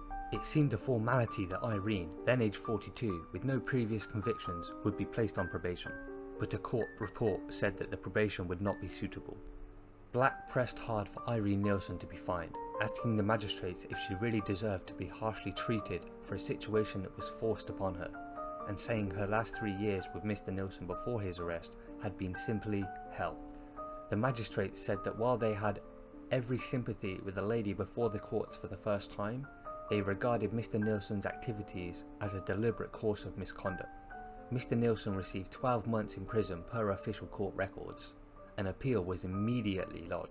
Gilbert Gray QC was briefed to represent Mr. Neilson, and he produced Donald Neilson as a surprise witness. The QC told the judge, sitting with 2 magistrates, that he was anxious that the court should be aware of the pressure and constraints placed upon Mrs. Neilson as a result of her husband. Mr. Gray said Mr. Neilson was the man who struck fear and dread into pretty much the whole community, and this woman lived with him. But the judges found Donald Neilson's testimony to have a vagueness, and they upheld his wife's conviction and sentence. While Irene was in prison, a major newspaper paid a large amount of money for Mrs. Neilson's story. 6 years later, in an interview with the Sunday People, Irene Neilson claimed that she doubted she would have been jailed had she not been Mr. Neilson's wife.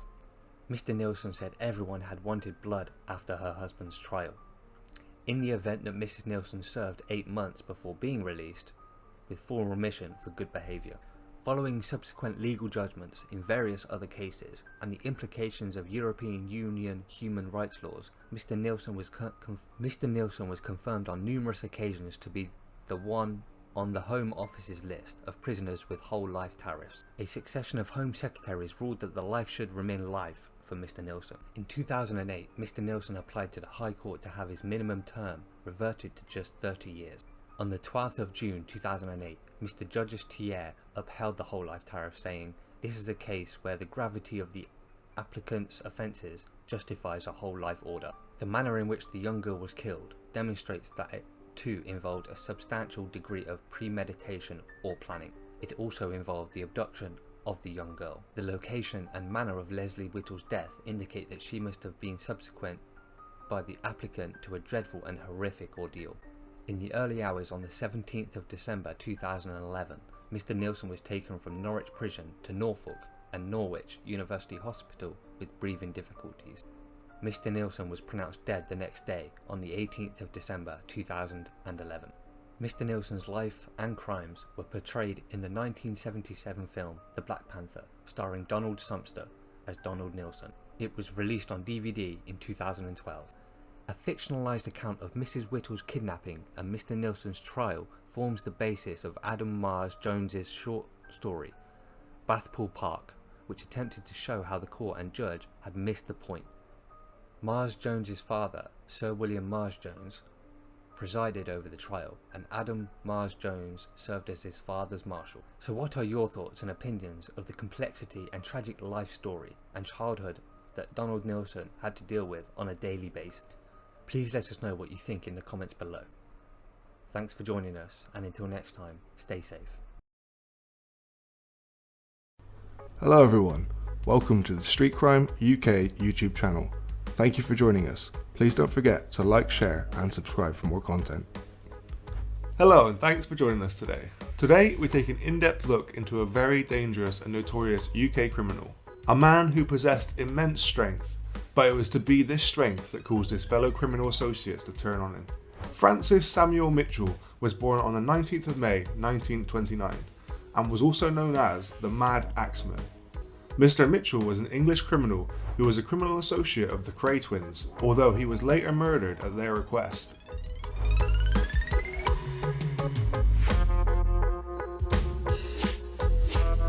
Born into a family of 7 in Canning Town on the 19th of May 1929, Mr. Mitchell was one of 7 children who were born into a working class family from Limehouse, East London. At the age of 9, he stole a bicycle from another child from his local area, for which he was taken before a juvenile court and put on probation. As an adult, Mr. Mitchell possessed great physical strength, and he liked to demonstrate it to others that he knew by showing off his ability to lift a grand piano off the floor, or being able to pick up 2 fully grown men. When he did this, he would lift up 1 man in each hand.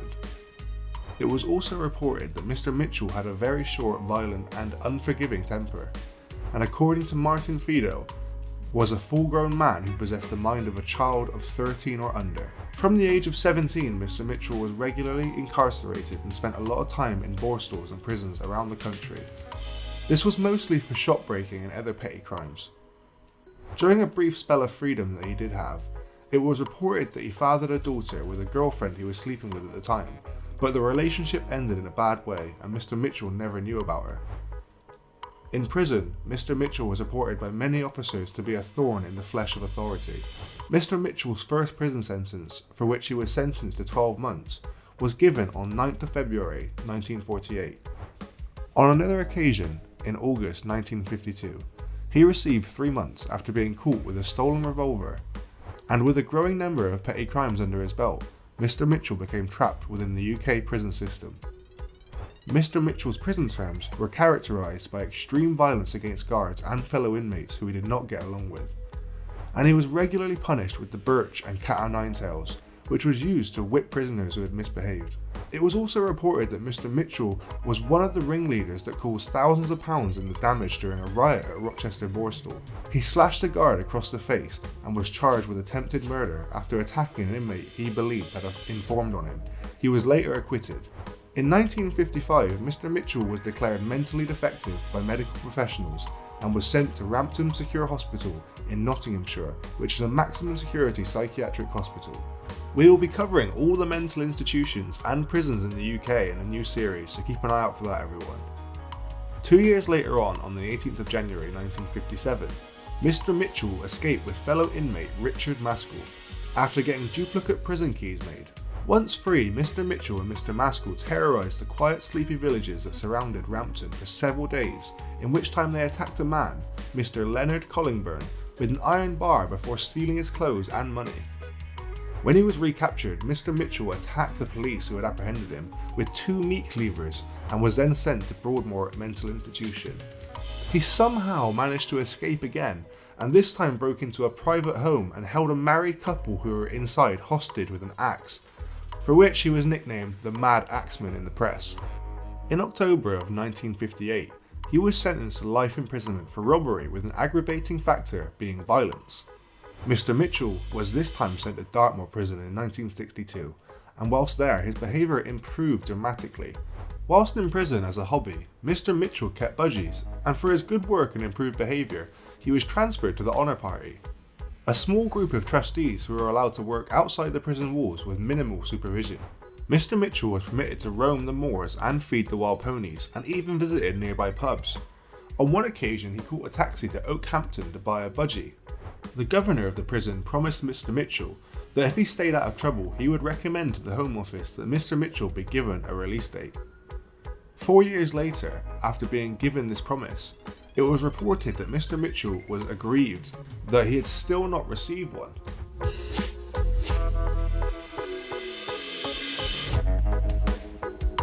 Mr. Mitchell had become good friends with Ronnie Cray when they served a sentence together at Wandsworth Prison in the 50s. During Mr. Mitchell's trial for attempted murder, Ronnie Cray had hired Mr. Mitchell, a top barrister, for him and paid for him to have a new suit fitted. Ronnie Cray was keen on breaking Mr. Mitchell out of prison, thinking it would help him to publicise his grievance and earn a release date, as well as enhance the Cray's standing in the underworld. Reggie Cray recalled that he was, at first, very reluctant to the idea, but finally reasoned that if nothing else, it would stick 2 fingers up to the law. Reggie Cray visited Mr. Mitchell at Dartmoor in disguise and informed him of the plan on the 12th of December 1966. Well, with a small work party on the moors, Mr. Mitchell asked the sole guard for permission to feed some nearby Dartmoor ponies. Mr. Mitchell's request was granted. He walked over to a quiet road where a getaway car was waiting for him, containing associates of the Crays. Inside the car was Mr. Albert Donahue, Mad Teddy Smith, and Billy Exley, and they all drove to London together. Once in London, the Crays put him up in a flat in Barking Road, East Ham, which was at the time owned by Lenny Dunn. It was over 5 hours before Mr. Mitchell was reported missing to the authorities. Mr. Mitchell's escape made national news and led to a political storm over the relaxed security that was given to a man who was described in the press as Britain's most violent convict. And the subject of privileges that should be granted to somebody as dangerous as Mr. Mitchell whilst in the prison system was debated in the House of Commons. A large manhunt ensued, with 200 policemen, 100 Royal Marines, and a Royal Air Force helicopter searching the moors. With the aid of Teddy Smith, Mr. Mitchell wrote to national newspapers, and his plea to be granted a release date was printed in the Times and the Daily Mirror. However, the then Secretary Roy Jenkins was not willing to negotiate with an escaped criminal and would not review his status at all until Mr. Mitchell was back in custody. Mr. Mitchell soon became a problem for the Crays, owing to his physical strength and short temper. He was a very difficult man to try and keep under control. He was unwilling to give himself up and return to the prison, and was not allowed to leave the flat in case he was recognised. The Cray twins feared to release him back into the public, or even turning him into the police themselves, as he could implicate them in his prison escape. Mr. Mitchell felt insulted that Reggie Cray had only visited him in person once, and was particularly upset that he could not visit his parents despite them living nearby. He grew increasingly agitated and began making threats against the Crays. In an attempt to help him blow off some steam, they brought a woman to the flat who went by the name of Lisa Prescott. Miss Prescott was a blonde nightclub hostess with an amazing figure, with whom Mr. Mitchell fell in love very quickly. This did not help the Cray twins, if at all anything it only caused further complications to the situation.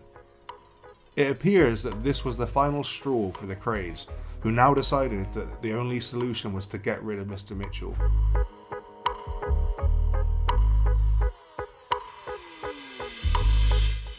On the 24th of December 1966, Mr. Mitchell was led into the back of a van by Albert Donahue. Thinking he was to be taken to a new safe house in the countryside where he would meet up with Ronnie Cray, he jumped in without any worries. There was almost another argument when he realised that Lisa would not be coming with him, and Mr. Donahue persuaded him that it was safer for her to follow later on. Waiting in the van were several men, among them Freddy Foreman and Alfie Gerard, who were both armed with revolvers. Once the van doors were closed and the engine started, they opened fire on Mr. Mitchell, killing him. Mr. Donahue thought that 12 shots were fired before Mr. Mitchell died. His body was never recovered. Mr. Foreman later revealed that Mitchell's body was bound with chicken wire, weighted down and dumped in the English Channel. Reggie Cray had later told that helping Mr. Mitchell escape from prison was one of his biggest mistakes that he had ever made. In 1968, the Cray twins and various accomplices were arrested and put on trial for an array of offences, including the murders of George Cornell, Jack McVitie and Frank Mitchell. We have videos on our channel on both George Cornell and Jack McVitie, so if you'd like to see them, go check them out and don't forget to subscribe so you don't miss our new videos. Their attempt to convince gang member Albert Donahue into confessing to killing Mr. Mitchell led to him instead becoming a witness for the Crown, and this meant Mr. Donahue would be testifying against them. Ronnie, Reggie and Charlie Cray, along with Freddy Foreman, were all acquitted of Mr. Mitchell's murder. This was due to a lack of evidence and the perceived unreliability of Mr. Donahue's testimony. Reggie Cray was however found guilty of conspiring to effect Mr. Mitchell's escape from Dartmoor, for which he received a 5-year sentence to run concurrently with his other sentences. Mr. Donahue and another firm member, John Dixon, pleaded guilty to harbouring Mr. Mitchell and respectively received 18-month and 9-month sentences. In his 1996 autobiography, Respect, Mr. Foreman admitted to shooting Mr. Mitchell as a favour to the Crays. Mr. Donahue said Mr. Foreman was paid £1,000 for it. Mr. Foreman was arrested and questioned by police after repeating his confession in a year 2000 television documentary. But the Crown Prosecution Service announced that it would not be reopening the case due to the then extant double jeopardy law. Francis Samuel Mitchell, or the Mad Axeman, the life he lived, or the crimes he committed, will never be forgotten in the UK criminal underworld. Thank you all for watching, and until next time, stay safe. Hello, and welcome back to the Street Crime UK YouTube channel. Thank you for joining us, and please don't forget to like, share and subscribe for more content. Today, we will be going in depth and exploring the controversial life of one of the most dangerous UK criminal legends, Mr. Freddy Foreman.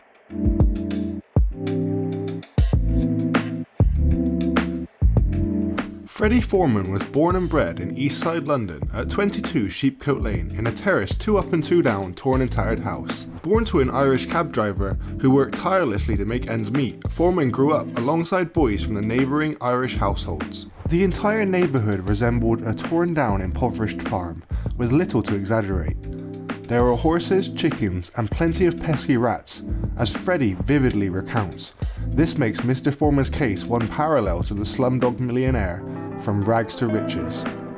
From the bottom of society to the king of the social ladder topping the underworld hierarchy. When Foreman's mum gave birth, instead of a daughter and cheers all round, the house was filled with resentment and sorrow. Poor Miss Foreman had already given birth to 4 boys and was expecting a girl with whom she could share her feminine feelings.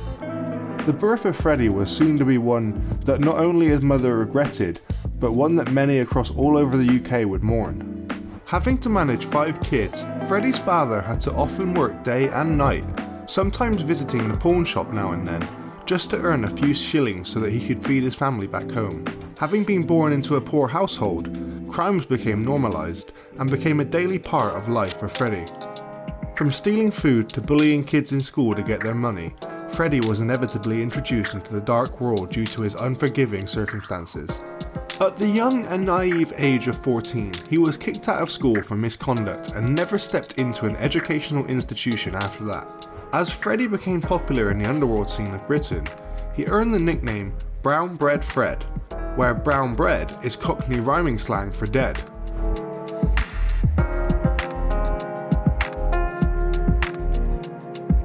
On the 3rd of September 1939, France and the United Kingdom retaliated to Germany's invasion of Poland with an ultimatum to Germany to cease military operations.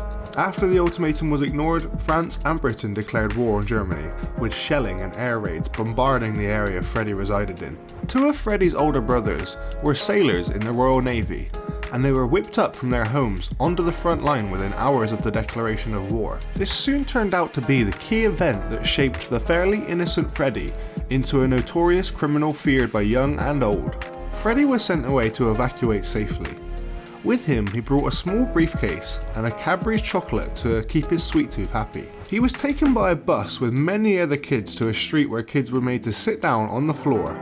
Adults picked one by one as the curious kids sat watching. You probably guessed it, but all of them were being fostered. Freddy was the last child left sitting down, as all the other kids had found new homes already. Whether Freddy was subsequently abducted still remains a mystery to this day. As war raged on, at the backdrop of both sides fighting relentlessly, Freddy moved to a new residence. Having been detached from his family, living conditions here were far more absurd. Even though he had a bunk bed for himself, there were no mattresses, and in their place was wire mesh that made streaks on his skin as it pressed against his body each night. In a corner of the room sat a small little bucket where Freddy had to urinate and defecate, and where privacy was nothing but a myth. Crime became a very normal activity for Freddy during these tormenting days. It had become a way of life for him. Freddy worked in a meat market and did numerous other odd jobs, and through these jobs he obtained contacts and acquainted himself with anyone on the wrong side of the law, from petty thieves to drug lords. He would do wage snatches from people walking in the streets, conduct armed robberies firing revolvers and little remorse, and even hijacked lorries and ferried cash between banks. Freddy was slowly gaining a reputation and establishing himself as a gangster. One fine morning, as Freddy was about to step out of the hallway into the porch area, he heard a huge bang right in front of his house. A bomb had just been detonated right in front of his eyes. Though he was unscathed, the scene in front of his eyes was bloody. However, on the corner of his eyes, Freddy saw a young teenage girl with her clothes ripped apart due to the explosion. Freddy even mentioned in an interview that the sight of the girl in knickers was simply erotic.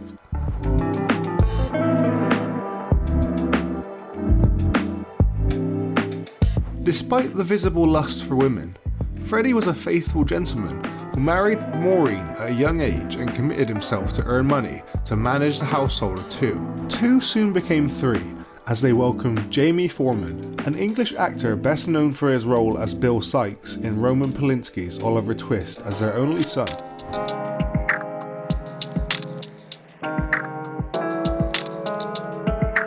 One of the biggest crimes committed by Freddy was the murder of Thomas Ginger Marks in January of 1965. It is widely believed that Ginger Marks fell into a trap laid out for Jimmy Evans, the small-time villain who had shot Freddy Foreman's brother, George, in the groin over an affair sometime before. Evans was the original target when Foreman accidentally killed Ginger Marks. Shockingly, the body of Ginger Marks has never been found and is assured to have been buried in the depths of the English Channel, beyond New Haven. The murder remained one of the greatest London underworld mysteries, till Freddy owned up to the actions after his court acquittal through an autobiography in the late 90s. According to Freddy Foreman's recount of events, Marks misheard the call and thought it was him that was being beckoned. Jimmy Evans hid behind Marks and used his body as a shield to dodge the bullets fired by Freddy, and hid himself under a vehicle, sacrificing and assuming Ginger Marks for his selfish crimes. However, Evans rubbished the account of Freddy, claiming that Freddy opened fire from 6 feet away and not in a position to mistake Marks for him. Even in the dark, Marks was 6'4", whilst he was 5'8".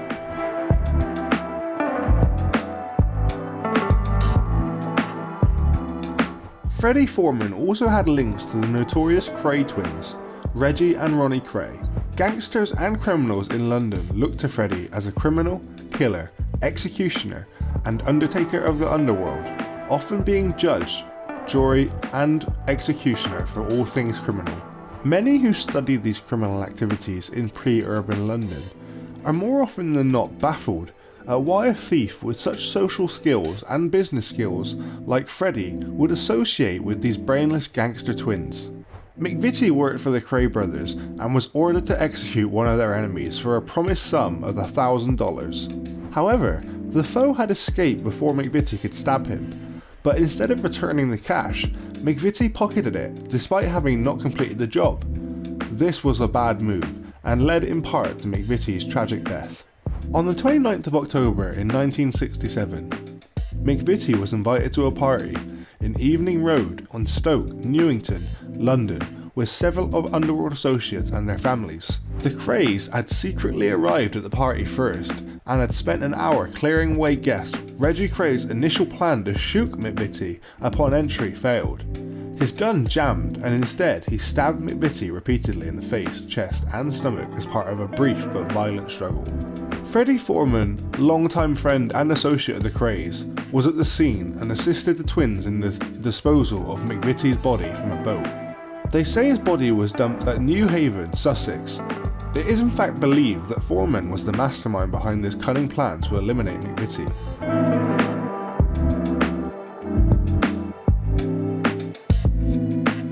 In the early 80s, Freddy moved to the US and lived in a straight life for 2 years. There, he set up a legitimate business, a games room, with state-of-the-art games machines. He was one of the first people to have a Pac-Man machine and loaned out games to his customers, both young and old. However, these 2 years away from any sort of crime was short-lived, as he soon went back to his usual life with one of the biggest moves yet.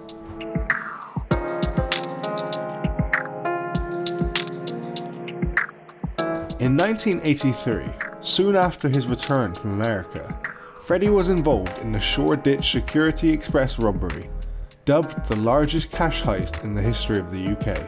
On a rainy Easter Monday, security guard Greg Council emerged from his fortified control centre at London's Fort Knox, the impregnable Shoreditch headquarters of Security Express, to retrieve a pint of milk from the main gate. 14 armed men, including Freddy, overpowered the guard and invaded the fortress, taking all the officers hostage as they stole £6 million from the cash vault after a shockingly long stay of 8 hours. The £6 million of that day is worth about £26 million in today's currency. The gang made little errors, leaving no clues whatsoever from fingerprints to tire marks. They even targeted and stole fresh, untraceable banknotes, avoiding the ones with traceable codes. As such, due to a lack of evidence, Freddy was not arrested, and surprisingly, not even suspected at the early stages. Thus, Freddy moved with his family to southern Spain's Golden Mile. There, at Marbella on the Costa del Sol, he bought a nightclub, a social club, and a penthouse apartment to rent. This is all precisely where Freddy made one wrong move that sent him to 9 years in jail. Others who were a part of the gang also bought penthouses in the same apartment block, following which Freddy's house purchase was highly scrutinised. Just before the robbery, Freddy didn't even have sufficient cash to pay for his house rent in the suburbs, and the fact that such a person could go on a luxurious family holiday and buy expensive properties was particularly perturbing. Despite Spain's non-extradition laws, Spanish police kidnapped him and put him on a flight back to England at the tail end of the 80s, where he was soon put behind bars.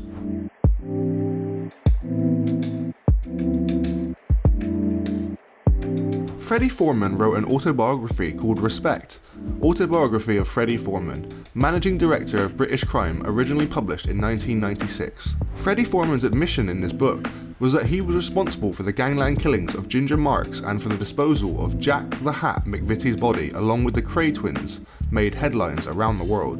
To Britain's crime underworld, Freddy Foreman is the godfather.